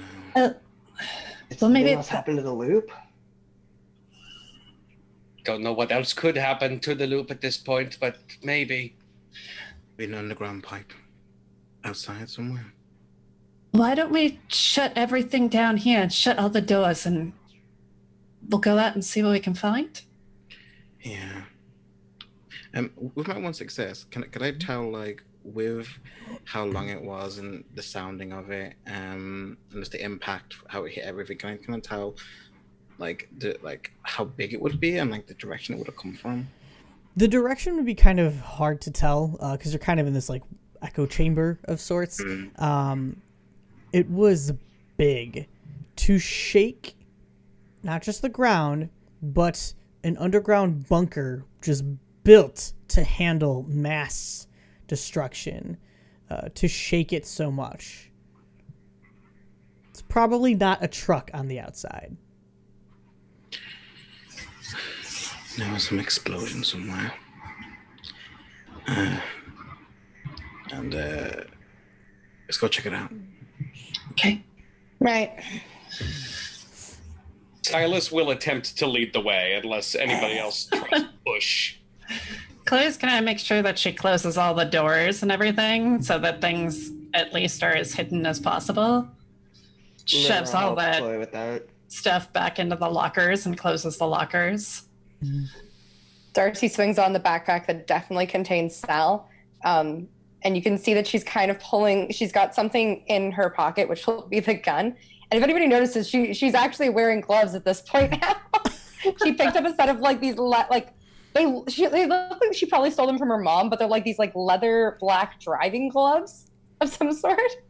Perfect. So perfect for Darcy. They look almost identical to Silas's. Yeah.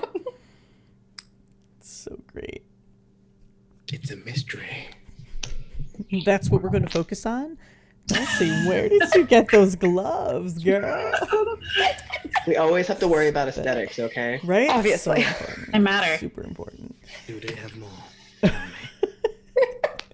me. The first piece of like little Buster's team uniform. The gloves. Gloves. No, that clashes with my aesthetic. Ritter like cuts off the fingertips of his. See, I debated that, but I'm like, that defeats the purpose. he would like cut off like the fingers and then like cut off like half of Yeah. one, so it goes halfway up his palm. I even wear them at that point. All right, Why even wear them?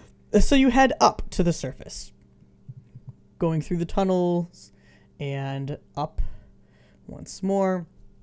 And you are greeted with, what do we say? It was like 4 p.m. So the sun is still out. It is kind of a muggy day, partly cloudy. Maybe it had just rained, which rain here kind of sucks because the ground seems to be forever damp and as if the flood remnant is still there, just kind of ever permeating throughout the land. But as you all kind of make your way up and you kind of look around, surrounded by woods, which the area itself had changed a bit. The flood had brought in debris, had knocked down some other trees. So the area wasn't as familiar as it had been before. It actually, for those who are trying to find it again, it kind of like would have taken a little extra time to remember which way to go. Some of those familiar trees and rocks and fixtures that you had used as landmarks before may not have existed anymore. But you are looking around and you look immedately to the north because you know the direction that the loop is in, which is relatively very close by. Still about 2 miles, about a mile or two off from your actual location, 5 miles off from your location, I'm sorry. And normally there are 3 massive towers that just loom over the flatlands of Lake County. And right now, there are only 2. This is bad. This isn't good. You can see this black cloud just pushing eastwards. So not towards you. East is towards the lake, and you are just off of the lake. So a little bit of southeast of just smoke plumes puffing and spewing forth into the sky. And there are, think of it like how rivers flow into an ocean. There seems to be other streams of smoke all over the place. You could just see these plumes rising, whether they were other buildings, whether they were residential areas. Certainly a lot of trees have caught on fire. And you can hear just tornado sirens going off now, and police sirens in the background. Excuse me. You are a little bit far from the highway. You are far-ish from the pier, off towards the beach. But you could still hear these things as they are going off. It's a partly cloudy day, really no rain.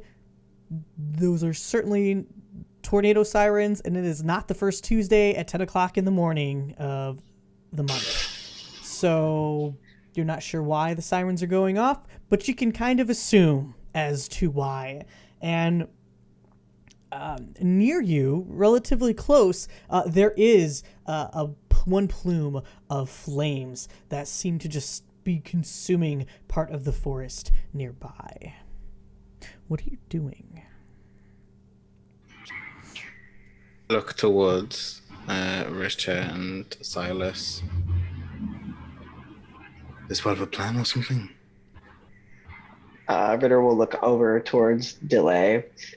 He'll shake his head. No, I don't think he had anything to do with that. He wouldn't do something that drastic.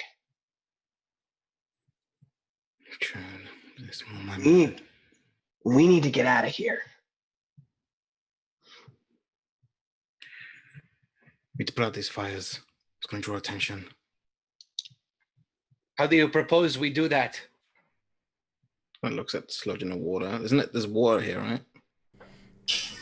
Yeah, there's like what was once a woodlands is now more of like becoming a marshlands.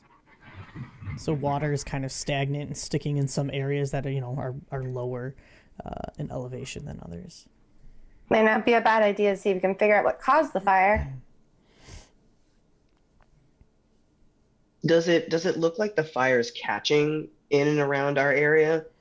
From where you're at, it's a little too hard to tell. I mean, you're in a forest and you don't have a vantage point of, you're not like on top of a tree or anything looking out to see where the flames are moving. But you do know that the wind, you could watch that big smoke cloud moving southwest. So the wind is pushing towards you. Yes. Oh, pushing towards us. Mm-hmm. I mean, like it's southeast, so it could hit you. And you said there was a plume of fire relatively nearby, though? Yes. Mm-hmm. You can almost hear the roaring of the flames. Can we see them? Yeah, if you start like moving a little bit north and kind of like walking through the woods, you might even be able to see like some little woodland creatures kind of like running by you. Being smarter out. than me. Yeah. Yeah, Chloe's gonna look around and be like, how would the fire get all the way over here? And then she's gonna start walking to the fire. Darcy's already right there too. So I'm gonna head closer to try and like basically looking around trees and doing the best I can to try to understand what I'm seeing. Mm-hmm. So you start moving closer to it, maybe walking about 5 or so minutes away from the bunker and headed north-ish. And you can start seeing a little bit of like light, little orange kind of like flickering off. The further north you went, the more dense the woods were getting.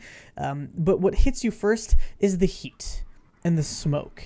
And it's almost choking, even though you're still a little bit ways away from it. Chloe, you're smart enough to know that standing downwind where there's a fire is not advisable.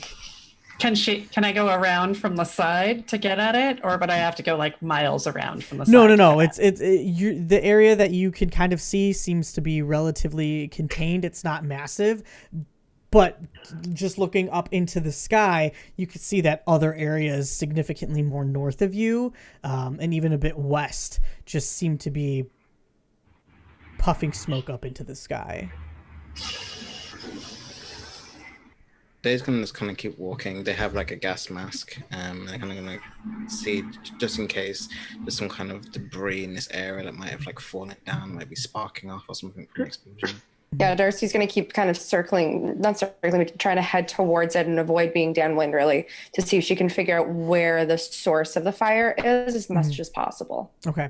So as you kind of like are moving in a slightly smarter fashion, you will come across the fire, and it is spreading a little slower in this area. Again, it is incredibly damp on the ground, so the fresh rain that had recently just fallen are kind of coating, emitting more smoke really than catching fire, as some of the other areas may be more destructible.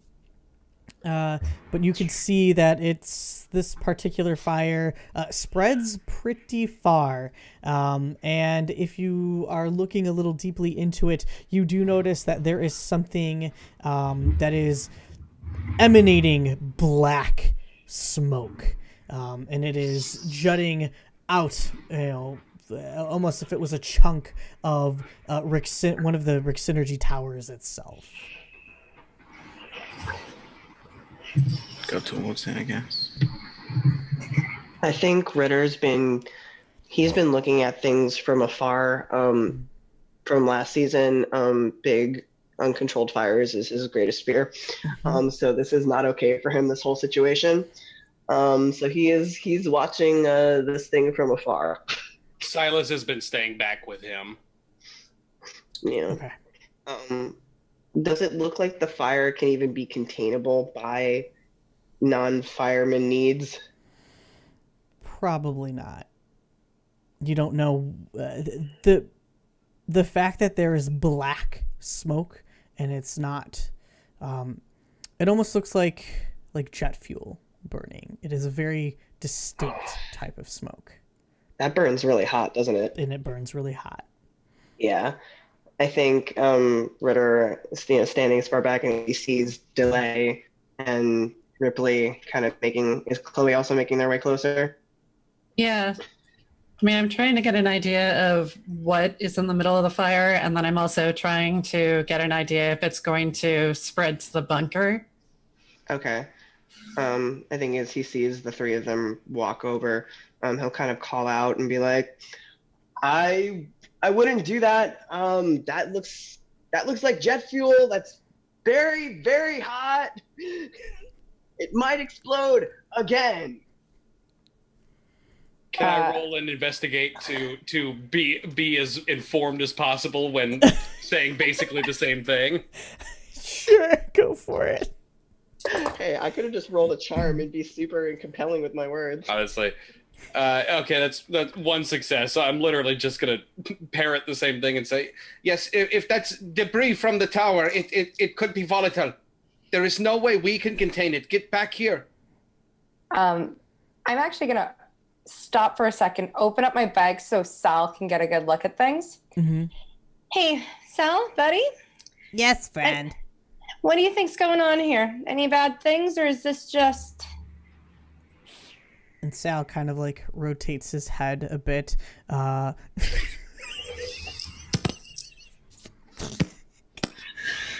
Silas, all of a sudden your hair catches fire. Oh no! Wow. For those of you not watching in chat right now who are watching this later, Michael decided to say that he hurled Sal into the fire. I was saying Darcy. That's why our son doesn't love us anymore. Jeez. Darcy would never! To get a closer look. Put him into the jet fuel. It'll No, be Sal fun. looks around and is kind of confused. This fire isn't something that he typically was programmed to sense. It's not what his internal sensors can actually really pick up on. And this is like, ooh, pretty. No, Sal. Okay, back in the bag you go. Pops him away. I'm gonna get you to safety, buddy. So, go ahead. I was gonna say, I think Delay is kind of like kind of tries to quickly get close to it to kind of see what's happening before, like instead of like going up slowly, in case this thing is going to explode. They're just gonna kind of try and get there quick, get a good kind of look and kind of move away, because if it's gonna explode, we might as well get there quick before it explodes. Mm-hmm. Okay, so Daquan dies. Watch it. Yeah. Oh boy. Woo. I'm gonna need you to roll a move there, checker. Shit. Hey, buddy. How many scars is a chemical explosion worth? You're moving You only towards get one. a chemical dear. fire. There, pal. And it burns. My gas mask is fine. The gas mask covers the rest of my body too. God. It fuses my face. Don't worry, it fuses my face. That's a 0. Yeah, I just saw. You start running towards it, right? Towards the hot fire. Yeah. And yeah, you've got your fancy little mask on, and your body. I mean, you're because you're still wearing your leather jacket, right? Mm-hmm. So you're pretty covered up. Yeah, I'm You I'm can't- pretty covered. You can't even get close enough. You can feel your exposed skin starting to Melt. crack a bit and almost peel in some areas, like you're getting sunburn super quick. It is so hot. You cannot move forward. In fact, if you were to turn back towards your friends, your beautiful, slightly dyed hair is singed in some areas. Your eyebrows almost burned completely off. I need you to take a point in hurt. God, what are the rules again? This one. Take a point in hurt. Take a point in hurt. You're injured. Damn. You're injured. And you probably have 1st to 2nd degree burns. Unexposed skin. I think feeling this, they doesn't move. They stay there. Trying to push forward. Oh. And Oh no. Are you gonna push? I think that's what they does. Oh my. Okay. Book, where are you? Gonna need some Time to look at the mechanics on rules. this one. Yeah, wow. All right. So you keep pushing forward then. One So success. yep. Well, yep. Okay, good. Even with a condition. Nice. Yeah. So you foolishly press on, kind of trying to now lift like your hood down and your jacket up, but you are burning up inside. That a leather jacket on a summer day, anyways, is just. I mean, you're asking for it, but also there's fire and it's hot. Like things like your patches, if they weren't sewed on and they were just kind of glued on or like ironed on, are like just fall off. Anything that is loose is just kind of either melting or completely like fizzling up. But you make it relatively close to this piece of material, but it's too hot. You cannot make it any further. Your feet are heated up. You are choking, trying to find air. You cannot continue on without suffering immediate consequence. Did anyone do anything? I'm just waiting to see if you were going to give yourself a scar at this point. Can I see delay from where I'm at? Like, Yeah, oh, you can all see him or them. I'm Okay. sorry. They're walking into the fire, definitely getting slower with their movements. I'm probably going to. I probably start backing away with Sal, like once we determine there's no bad things really, or as much as possible, aside a fire.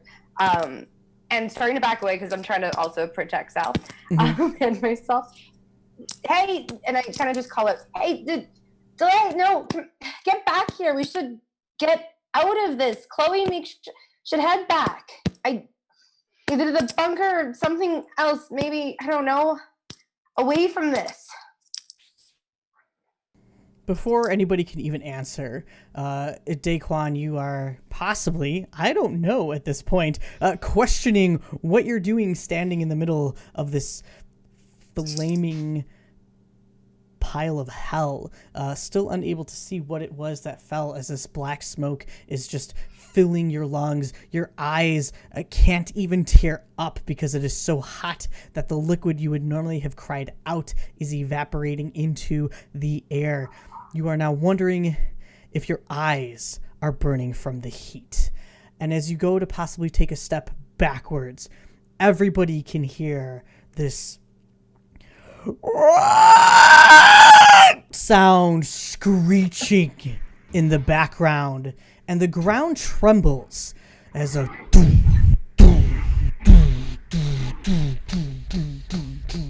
starts running up, and Daquan, blindsided, you get thrown about 5 feet away from the burning wreckage, and you land on the ground.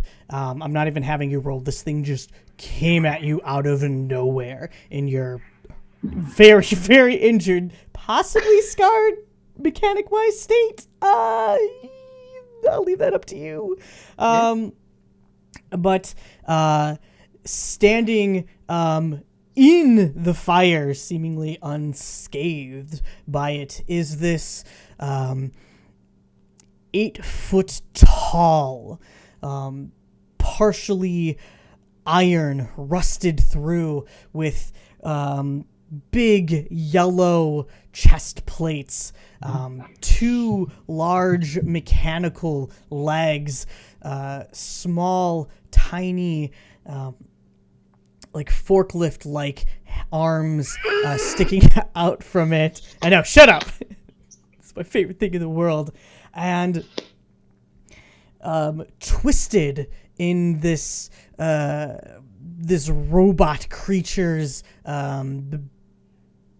frame, we'll say, mixed in with wires, are bulging areas where there is this throbbing flesh kind of protruding from it, or twisted around its neck, or even pushing through one area which looks like it should have been an eye, but the other area is still very much mechanical, with a red light that is lit right now, with 2 large antennas sticking out of the back. And it just starts slowly walking towards you, Daquan. What is everybody doing? What the fuck? Is Daquan clear up? Sorry. Daquan is clear no, of the go for fire. Okay, good. This thing knocked them out of the fire. I'm so sorry, Daquan. And it's heading towards them? Yes. Is I'm there gonna any way go I with it from can? there. Oh, okay. Sorry. Go for it. No, go for it. Oh, I'm just gonna get up on in there, most partially to see if there's okay, but also have we seen what's coming? Okay, so you're just going towards it? Yeah. Okay. That's yeah. Okay, what is everybody else doing in this moment? I think if it's moving directly towards Daquan and away from us, I'm going to pick up a rock and throw it at it. Okay. Go ahead and roll me force.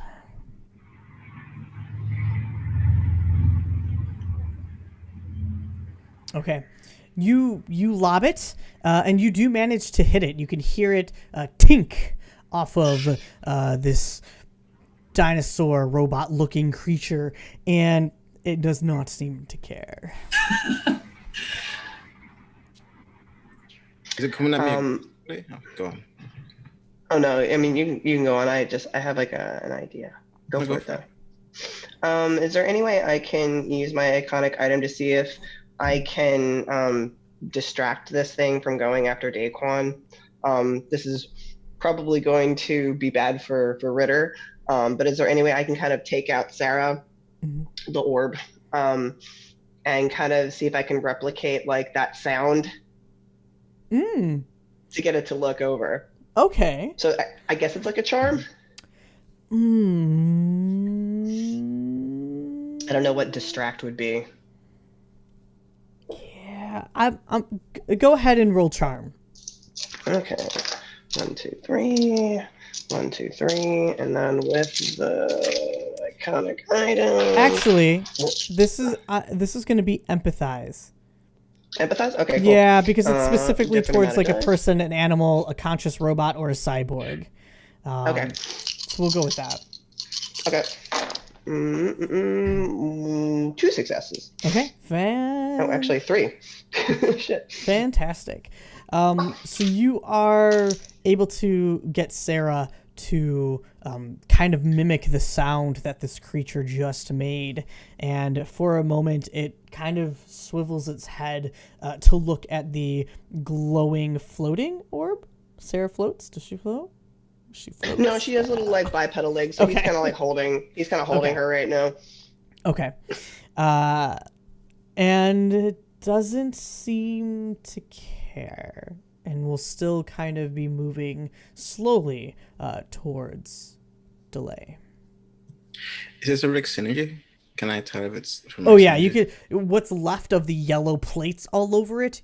Yeah, that's very much Rick Synergy. Can I tell what it was used for? Like what its main purpose was? That would be go ahead and roll me a comprehend. Nice. Any extra because of my peer background?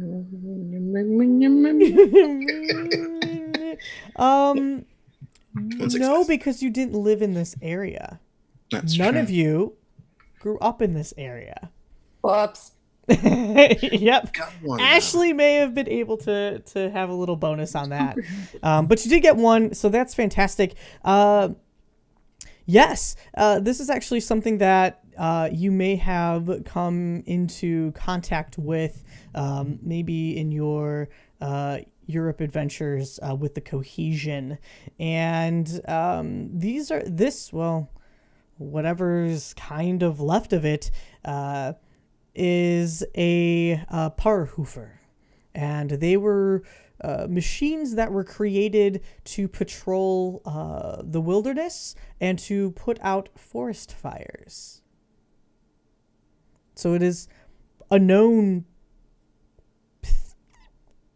machine that would walk around. But most of them were destroyed either by the machine cancer or by the government themselves. They did not want automated things still roaming around unsecured and uncontrolled. Okay. Seeing I'm probably used to like machine cancer. Does it look like it's too far gone, or is it like battling it? Does it seem like it's out of its senses?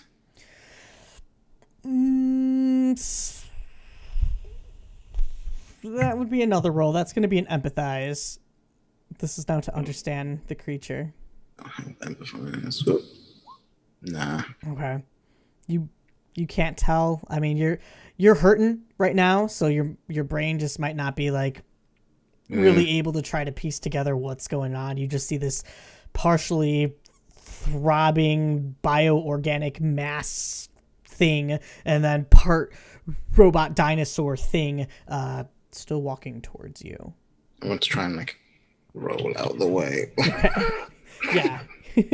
you're fine. You could slowly start getting up. What is everybody else doing? Chloe, Silas?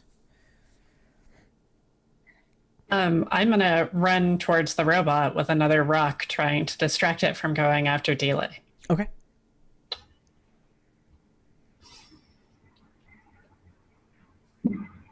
Anybody else, or do you want me to roll a thing to see if I throw a rock? I don't know how this works. I figure we're all doing things at the same time. Everybody's kind of. It's just like combat. You're all doing whatever you need to do. No real turn order. So while she's rolling, what are you all doing? While she's rolling, I'm going to actually try to call out to it as much as possible. Just, hey, you, Rex. Sure, Mr. Rex. And see if I can't get him to pay attention to me. Okay. All right, Chloe. This time you hurl the rock a little too hard and just Nice. goes right over. I just keep yelling at it, and then I yell, "Delay, run!" Okay. Darcy, go ahead and roll.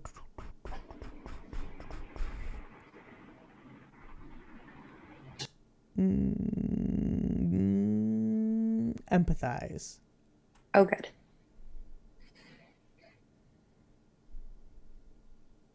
Ah! Okay. Yeah, it doesn't seem to be comprehending human commands right now. Whatever is going on, either how it survived this long.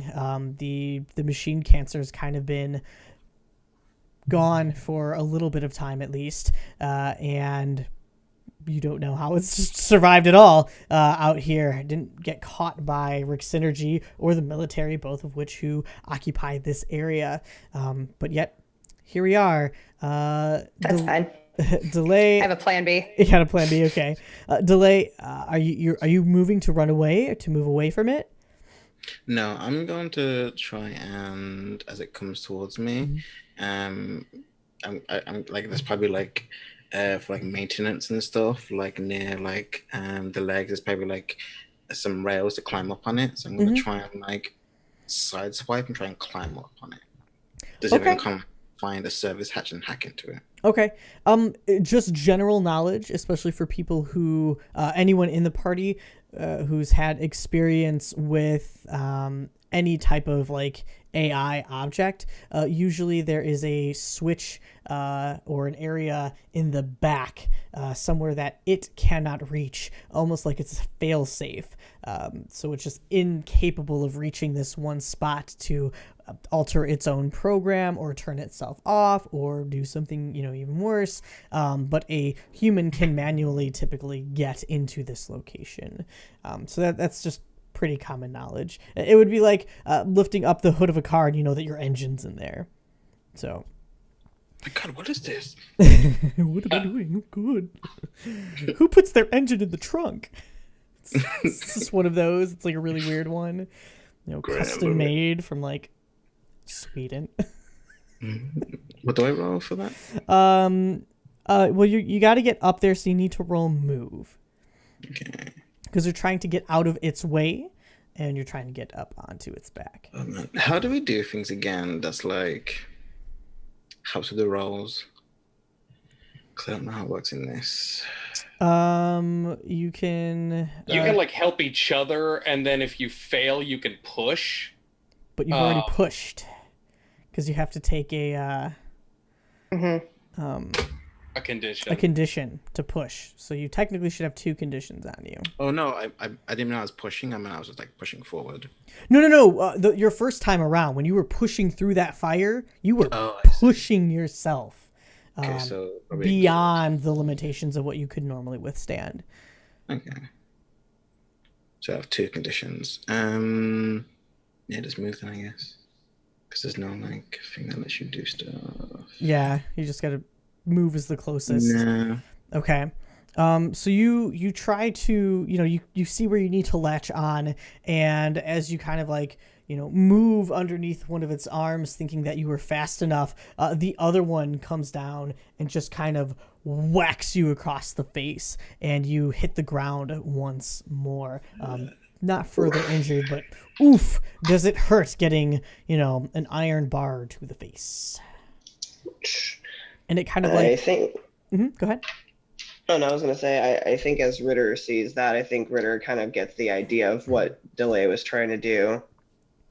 And he'll rush in and try to do the same thing. Okay. But what were you going to say? No, it just starts kind of like hovering over Delay, and you could see part of its chest is trying to shift, as if it's trying to activate something, but it seems to be a little jammed because of some of the bioorganic material that is grown from one of the joints. So Ritter, do you want to go ahead and roll? Yeah. Let's see how this works. One success. Okay. So go ahead and explain how you climb up this creature. I think Ritter probably, he kind of goes over there. He kind of sees this thing kind of struggling to open this panel, and probably takes the moment to kind of duck underneath the tail and kind of use that to hop up and onto this thing. And I think he'll kind of call out to Delay, because Delay is the one that's more familiar with these creatures, and he'll yell, "Where's the access panel? What nodule?" Under the second B2 hatch. Turn left and pull out. Okay. So you gotta do to roll for that? No, because they guided you through it, so go ahead and... Okay. Yeah, so he'll just go and open, turn, pop. Okay. As you go to try to pull the nodule out, which should just easily slide out, does not. As you open that panel, there is just like a stickiness of this flesh-like material that has grown all over this internal panel, and you pull away almost with force, hearing some of the skin stretch until it snaps. Is this the cancer? This looks like it's Yeah. cancer. Yeah. All right. Some of you may have firsthand experience seeing this, whether it was your electronics, your Walkman, your boombox, again, your Game Boy, your car, the magnetrine on the street. This cancer could have gotten into any type of electronic. So you should all be pretty familiar with it. Okay. Is there anything I would have done to keep Sal safe during that time? Like, it's not something we've talked about. Keep him in a Ziploc. Yeah. He's in a plastic bubble the entire time. It seems that you probably would have gathered to keep Sal safe in the bunker because the bunker isn't connected to the outside world. So keeping him there probably kept him safe. Okay, cool. Just curious. But yeah, I think as Ritter kind of barely manages to open the panel and sees all these fleshy bits, he'll call out. He's like, "Cancer spread here. Blocked out the nodule. I'm gonna see if I can try to manually get it out." And then he's gonna get Sarah, and he's gonna say, "Sarah, attack initialize." And No, she will yell out. If she hears that, she will yell out, "No, we need to save it." we are gonna save it. Attack mode By initiated. attacking it? And then he's holding the orb, and the little flat prongs that he had shown previously switch out for sharper ends. And he wants to try to cut away to open the panel, or to make way for the panel to kind of pull out the pin. Totally. So would that be a force? Yes, that would be a force roll. Okay, so that's Snow Dogs, thank you so much. I'm sorry that the notification doesn't pop on. Let me pull up the table of pets. You are amazing, Snow Dogs. This, by the way... Oh. Uh-oh. No, I didn't. Even with my iconic item. Oh, no. Snow Dogs, go ahead and roll me a die, if you have a die, or an RNG, a random number generator. 1 through 500. Did we just get another pet? Snow Dogs just gifted another pet, yes. God damn it. I want all of the pets. Well, Silas, I failed. So we started I think it's a time zoo. for you to pull out your empathize and save us all. Yeah, that's the. Once we finish this roll, that's why I've been not really doing much, because I have some questions. No, yeah, Please. please ask your questions. Don't worry, Okay. this will get used later. So the reason Snow I Dogs. have been Silas, I will say, has not been doing anything is because in real life I have been pouring through the rule book, trying to figure out if my supernatural anything has any mechanical anything, and it doesn't seem to. I can't find anything in the rule book about the Seeker getting to do anything special with his anything. So it doesn't specifically say that you can't do it. But that's why I'm like, because I don't want to be like, I can't as a player be like, and Silas gets a headache right now, and he knows what to do. Like, I feel like I have to leave that up to you, or does that make sense? Or is there some way we can do a roll? Silas, I know why you're a Seeker. So, go ahead and do what you were going to do, what you wanted to do. Well, but wait. So Silas, this whole time you've been part Derrickor. Silas was never Silas. Oh my god, don't do that to us. No wonder why I fell in love with him. God damn it. That's awful. No, that's not the thing. Please don't do that. Don't see how she is now. That one's name is Cassandra. God damn it. Okay. So how I have been, because there's no description of it in the book. How I have been kind of imagining it is how we've been talking about it. It's kind of like this weird preternatural sense, almost like a spider sense kind of thing. So I mean, if this makes sense, I feel like an empathize would be the most reasonable thing to see if it like kicks into gear. When I need it to, and then I kind of imagine it could be, like I said, like a spider sense. Like I might almost sense something before it happens. Like I might get some kind of advantage to move or know how to. I don't know. Like the only way I can describe it is, have you seen season 2 of The Tick? But I don't think most of you have. I have not. There's a character who can kind of like see things right before they happen, so they get the chance to kind of react to it. Yeah, absolutely. Okay, so I'm going to roll an empathize. Okay. Which is, oh lord, mind, fuck. Okay, it's actually I have it as high as my investigate now, so. Oh, nice. Very nice. I can fail in style. So exciting. 1 success. Okay. So you're not sure though at first if this headache is from you breathing in the flames of the chemical burn, or just you're under a lot of pressure. Maybe it's time for a smoke. Probably not. Terrible idea. Don't do that in the woods. But it's a familiar headache now, one that you would want to smoke for, and it's not blinding yet, but you have this sense that you can communicate with this thing.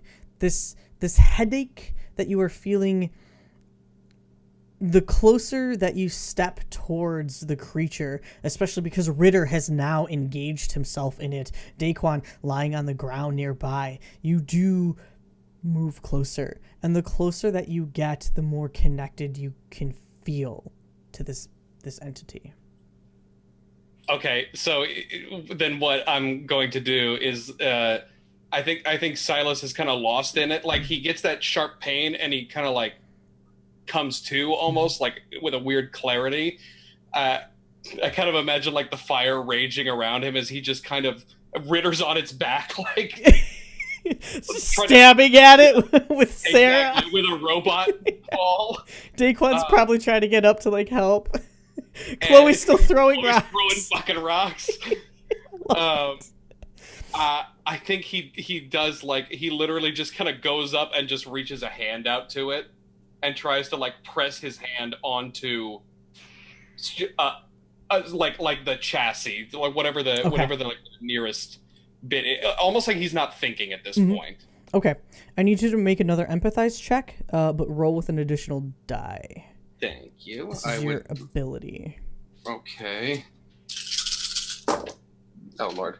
3 successes. Woo! Wabba wabba. Okay, so empathize technically also works like investigate. Are there questions that you would like? Do you need the cheat sheet? Fuck. Or would you like to answer? I have the thing up. Hold on. God damn it. And you can ask 2. Okay, 2 questions. Okay. Okay. What does it feel? Oh, that's a complicated one. Sorry. Let me rephrase that. What is hidden here, and how do I make this my pet? It feels that it needs to complete its objective, and it feels that it needs to protect those injured, and it also feels like it is dying. Okay. So there's a question in the book. I'm just trying to go as close to the book as possible. It says, how can I make it do something? But what I'm asking is, how can I, like, because clearly it's got the cancer. Mm-hmm. but it's also, you said, like a firefighting Mhm. bot. Correct. So it's wrestling with itself. Like, is there something that I can do to give it clarity?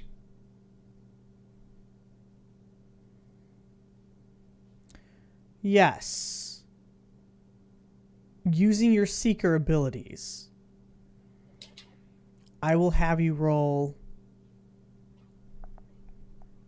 A third empathize.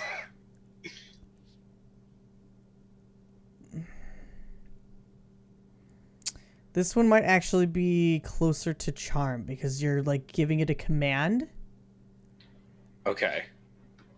and Okay. you want to make it do what you want. The empathize got you the information you need. The charm is what'll Gotcha. get you to succeed with this.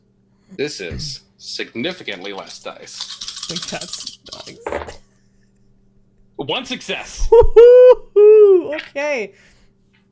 So, Silas, you are in the zone. This is definitely one of those really well, like, very expensively shot scenes.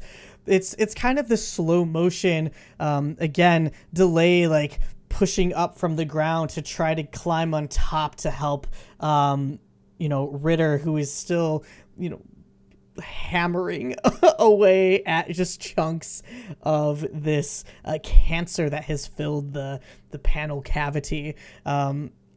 Chloe and Darcy are probably moving much closer now, seeing that it hasn't really fully attacked anybody. It's just knocked people down. So they are starting to slow motion run closer. And Silas, there's you with just this light in the background, and you just reach up to touch the panel where the Rick Synergy logo, illuminated in blue, with LED lights underneath the yellow plating, but it is somewhat bloodied almost, as some of that lighted area is filled with this cancer that has partially overtaken the chest cavity, which it's still trying to shift to the side, and you could start seeing some like white foam seeping out from some areas, from joints, some exposed areas, but it can't seem to do what it was programmed to do. And as you touch that area, though, the camera will rush in to the creature's body and very Tron start zipping through the circuitry and the wires and flipping through the cool little programming things that come down on the screen. And as you're kind of zooming around, you now have a bird's eye view, or rather I should say robot dinosaur eye view, as to what the program can see. And from that perspective, you can see that it has targeted on Daquan, and there is a little light indicator that says injured,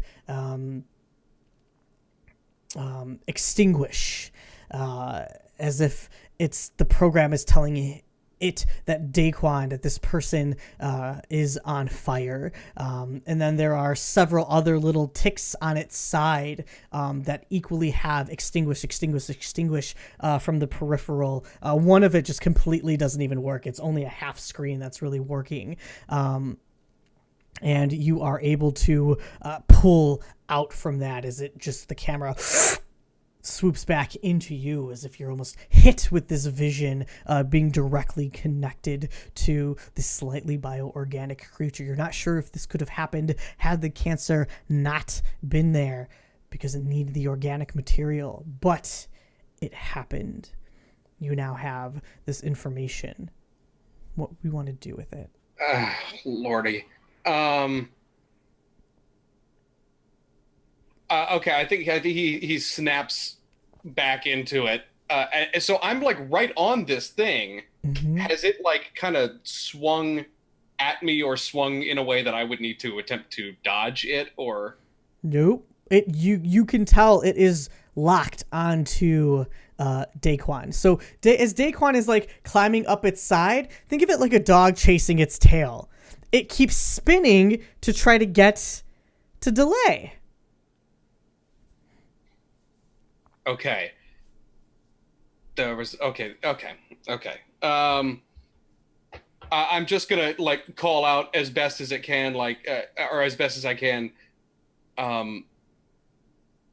It doesn't know what it thinks that you're on fire. It's trying to help, but it doesn't. It can't. We need to shut it down or something and fix its systems. You can all hear this. Can you shut it down? Silas. I don't. Ritter.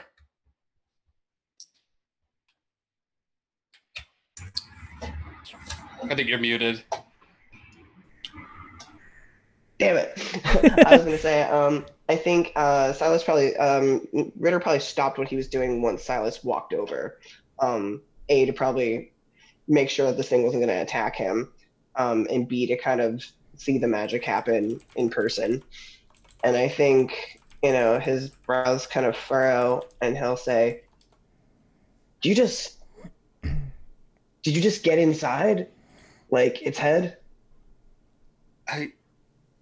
I don't know, but it's in pain. We need to help it. Can we Tell it to sleep. Yeah. And he pulls Sarah back. They jumps off and allows it to do what it's trying to do. Just stands there. If you're gonna do something, do it. Oh, okay. So I'm gonna watch this very, very briefly, and if something shitty happens, then I will try to mantis put it to sleep, I guess. All right. So, Silas, where are you standing in proximity? Were you still trying to stay connected with your hand? Yeah. I mean, like I walked up, and I imagine like center chest or center mass thing. Mm-hmm. Okay. So Daquan, Delay hops off and they stand in front of this thing. I need both of you to make. Well, you said Delay. You said you're just gonna let it do its thing, right? Okay. So you can start seeing the chest cavity almost like try to start like bulging and very much like soap bubbles that would come out of like a dishwasher that's just been over flooded with soap is just starting to pour out of the creature in whatever orifice and it can get out from. And eventually, finally, the chest plate kind of shimmies open and the two of you are just doused in a foam, in an extinguishing foam. And I think we're going to end there. Yeah. What? Looking at the time. Why though? Oh no. Oh well. Oh well. I think we've got to cut it there because this was meant to be a two-parter, so don't get too far. Gotcha. Whoops. Oops. Yeah. No. Blood comes out. Fine. So yeah. So Ritter, for the sake of Ritter, roll me a move. A move? Mm-hmm. Okay.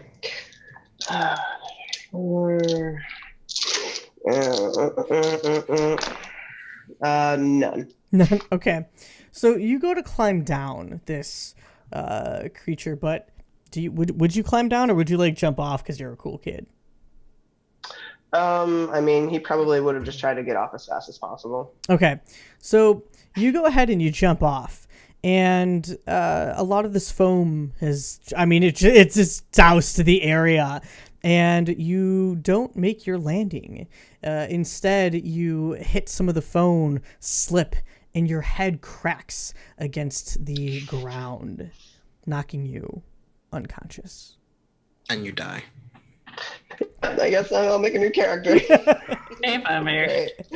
And that's where Aw. we're really going to end. Unfortunately, Julian will not be with us next week and possibly the week after because they are doing something amazing. And I'm so freaking excited for you. I'm so proud of you. And I think I speak for everybody here when we wish you all the absolute fucking best in recovery. I love you, dude. Like, Thank good luck you. with everything, I appreciate okay? it. Yeah. Good. Thank you everybody for hanging out with us tonight on episode 2 of Little Busters. We will be back next week, same time on Wednesday. But I believe Ashley will be joining us as well. So we've got a lot to still kind of cover, especially with this creature. A big shout out though to Gizmo Arts. This was from a donation way back in season 2, and it's finally here. Finally! Right? I have been waiting for this Right? dinosaur. It's been running over through the If forest. Ritter dies because of this stupid fucking pet, You know what? I had something else completely planned for Yep. why Ritter was missing, and But we didn't get to it, so now we're taking the I guess easy I'll way do it out. in-game then. That's fine. This is the easy way now. Yeah. Yeah, shout out though again to Snow Dogs though, who donated for a pet tonight and rolled a 45, which Is what? Oh no. technically Is what? it's a another dinosaur. yeah, no, not even. I mean, well, Damn it. I mean, Don't get me excited. depends on the origin. Can it just be Mr. Technically, this Blink? is for 5e, Honestly, so it is a Yeah. kobold. a kobold. That's Mr. Blink. Sorry, why is that considered a pet? That's It's a sentient creature. So, but it's basically, it's kind of Mr. Blink a little bit. He looks really weird. It's fine. Mr. Blank. Yeah, I mean, this is just the next episode. Silas goes to a pet store and gets a fucking skink. No. This is what's gonna happen. Ritter's gonna be knocked out for 3 weeks straight, and he's gonna go on a dream vision quest with Mr. Blink and come back with him.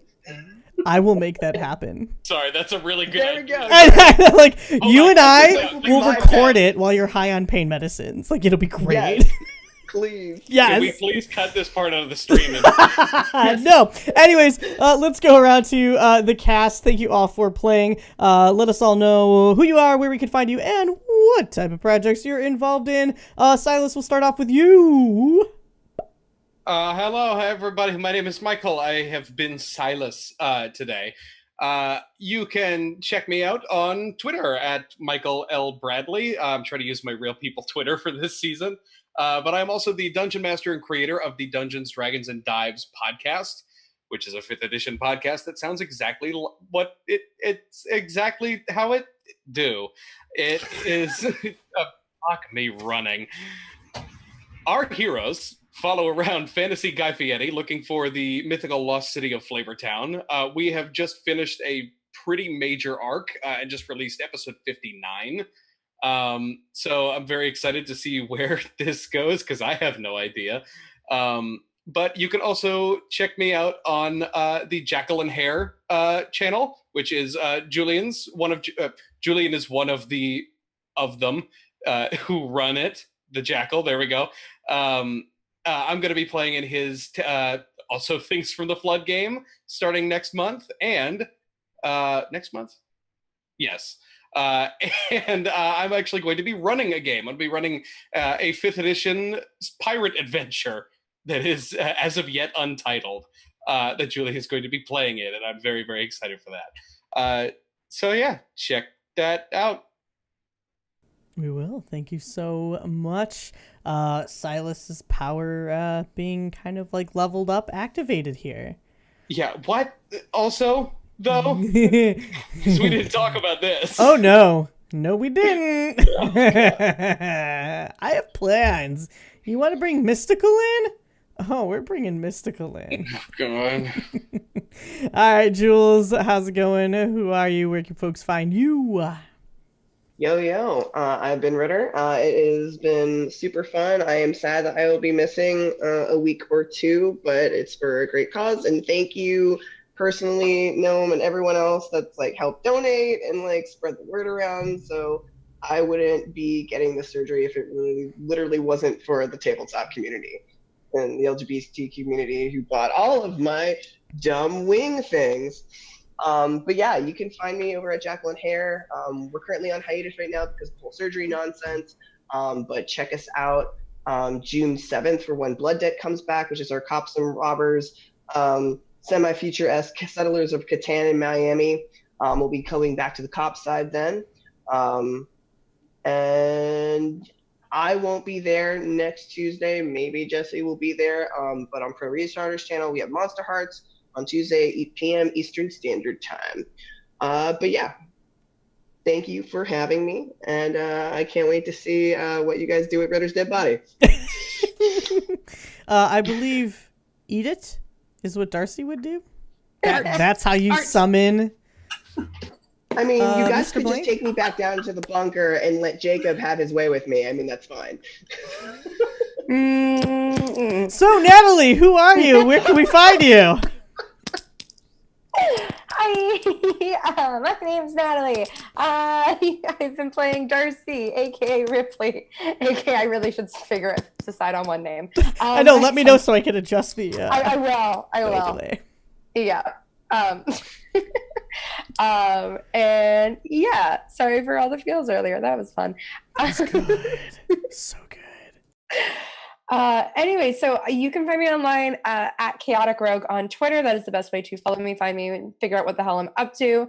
And other things that I'm doing, I am on alternating Saturdays on Jura Force all at 5 p.m. playing in Ravnica, D&D adventure, Gora Ravnica, which I'm also playing a very emotionally charged person, which is why am I doing this to myself? And then on alternating Sundays, so I think it's the weekend of June 8th and 9th are both of these streams. I'm on Goldheart Gaming's channel with our Legacy of Tilvain game, which is a D&D game in a homebrew setting. Otherwise, I work with the Mage College to do D&D 5e content. I'm working on an article that I swear will hopefully be up before the next game. I really should finish that. And I have a couple other projects in the works. There's a variety of anthologies and other crap that's coming out, which is really exciting that I'm part of. And once those are announced, I will talk more about them. But that's it for now. Awesome. So busy. And Janaya, so good having you back. I'm so excited you're going to be joining us next week. So tell us who you are. What are you up to? My name is Janaya, and I have been playing Chloe. And I make art and play good games with nice people. And let's see, this Saturday, I will be on Anaris's channel on twitch.tv/Anarisis, running a Bluebeard's Bride campaign for a bunch of really wonderful women, and I'm very excited about it. And then next Saturday, I'm on Little Cup of Joe's channel, I think playing Spoke of Magic, but I don't know what time. And also, if you go over to my Twitter, also at Janaya, there are signups open right now on Katie Faze's channel for the Summer of Spooks, which is an entire series of scary games being played over the summer, and I will be running Sins of the Father by Third Eye Games, which is a game about being demonically indebted, played entirely with packs of cards. So I'm very excited about that, and you should sign up to play. That is really wicked cool. Thank you for sharing that with all of us. And, dear friend, Pro, I know it's so late for you. It's okay. I love being here, playing with everyone, getting to play with all these cool people. I've played a Delay today, Hacker, Beater of Fire, Commander of the Elements. But not quite unburned. Slightly singed one. I guess we're on Pro Starter on Twitch, Twitter, YouTube, and Instagram, all under the same name. I do a slew of stuff. Check my Twitter for it. We're going to be doing our new season soon on the channel. Can't wait, and I can't wait for this next week. Thank you for having me. Yeah, no, it is always a pleasure to have all of you here. And Britt, I don't know if you're still watching. We hope you're doing well. If you are still watching, go to bed and rest. Get better.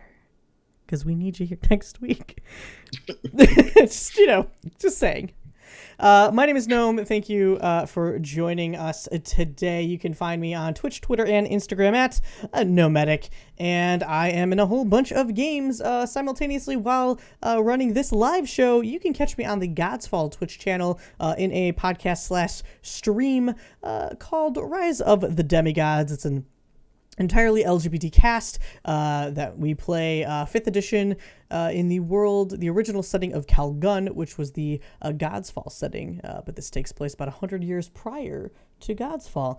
You can also catch me Thursday evenings around the same time playing an eldritch horror game in the 1920s called Men of Letters, which is on Unmade Gaming's channel over on Twitch. It is a pretty fun show. I have a lot of fun with it playing a 1920s Chicago gangster who's like 800 feet tall and 1,000 pounds. So that's fact. It's real. It's happened. Just tune in and see how big he is because he's a big boy. You can. Hold on, sorry. But I watched a little bit of that. Mm-hmm. I didn't exactly get that. Is that a true thing, or are you being? You? Oh, he big. He big. He huge. What? Oh, he huge. Yeah, think of His like name Big D. Hellboy size. Yeah, he a big. Okay, but that's man. not 800 feet. I was like, did he turn into a It's 800 Cthulhu? feet. It's 800 feet. Michael doesn't know what he's talking about. It's fine. It's fine. Anywho, I'm starting a new game, or a new season, I should say, that is starting up over on the Greyhawk channel called The Grove Where We Met. It is a very whimsical D&D game set in the Fey Wild, and I'm joined by some lovely people that we still, I guess, technically haven't announced. I don't know. Anyways, catch us there. It's on at Mondays. Thanks for joining us, everybody. Quick shout out to our awesome sponsors, Whaling Games, Fantasy Grounds, and Tabletop Loot. We appreciate all of your support here on Encounter Roleplay. And until next time, we'll catch y'all later. Have a good night. Keep waving.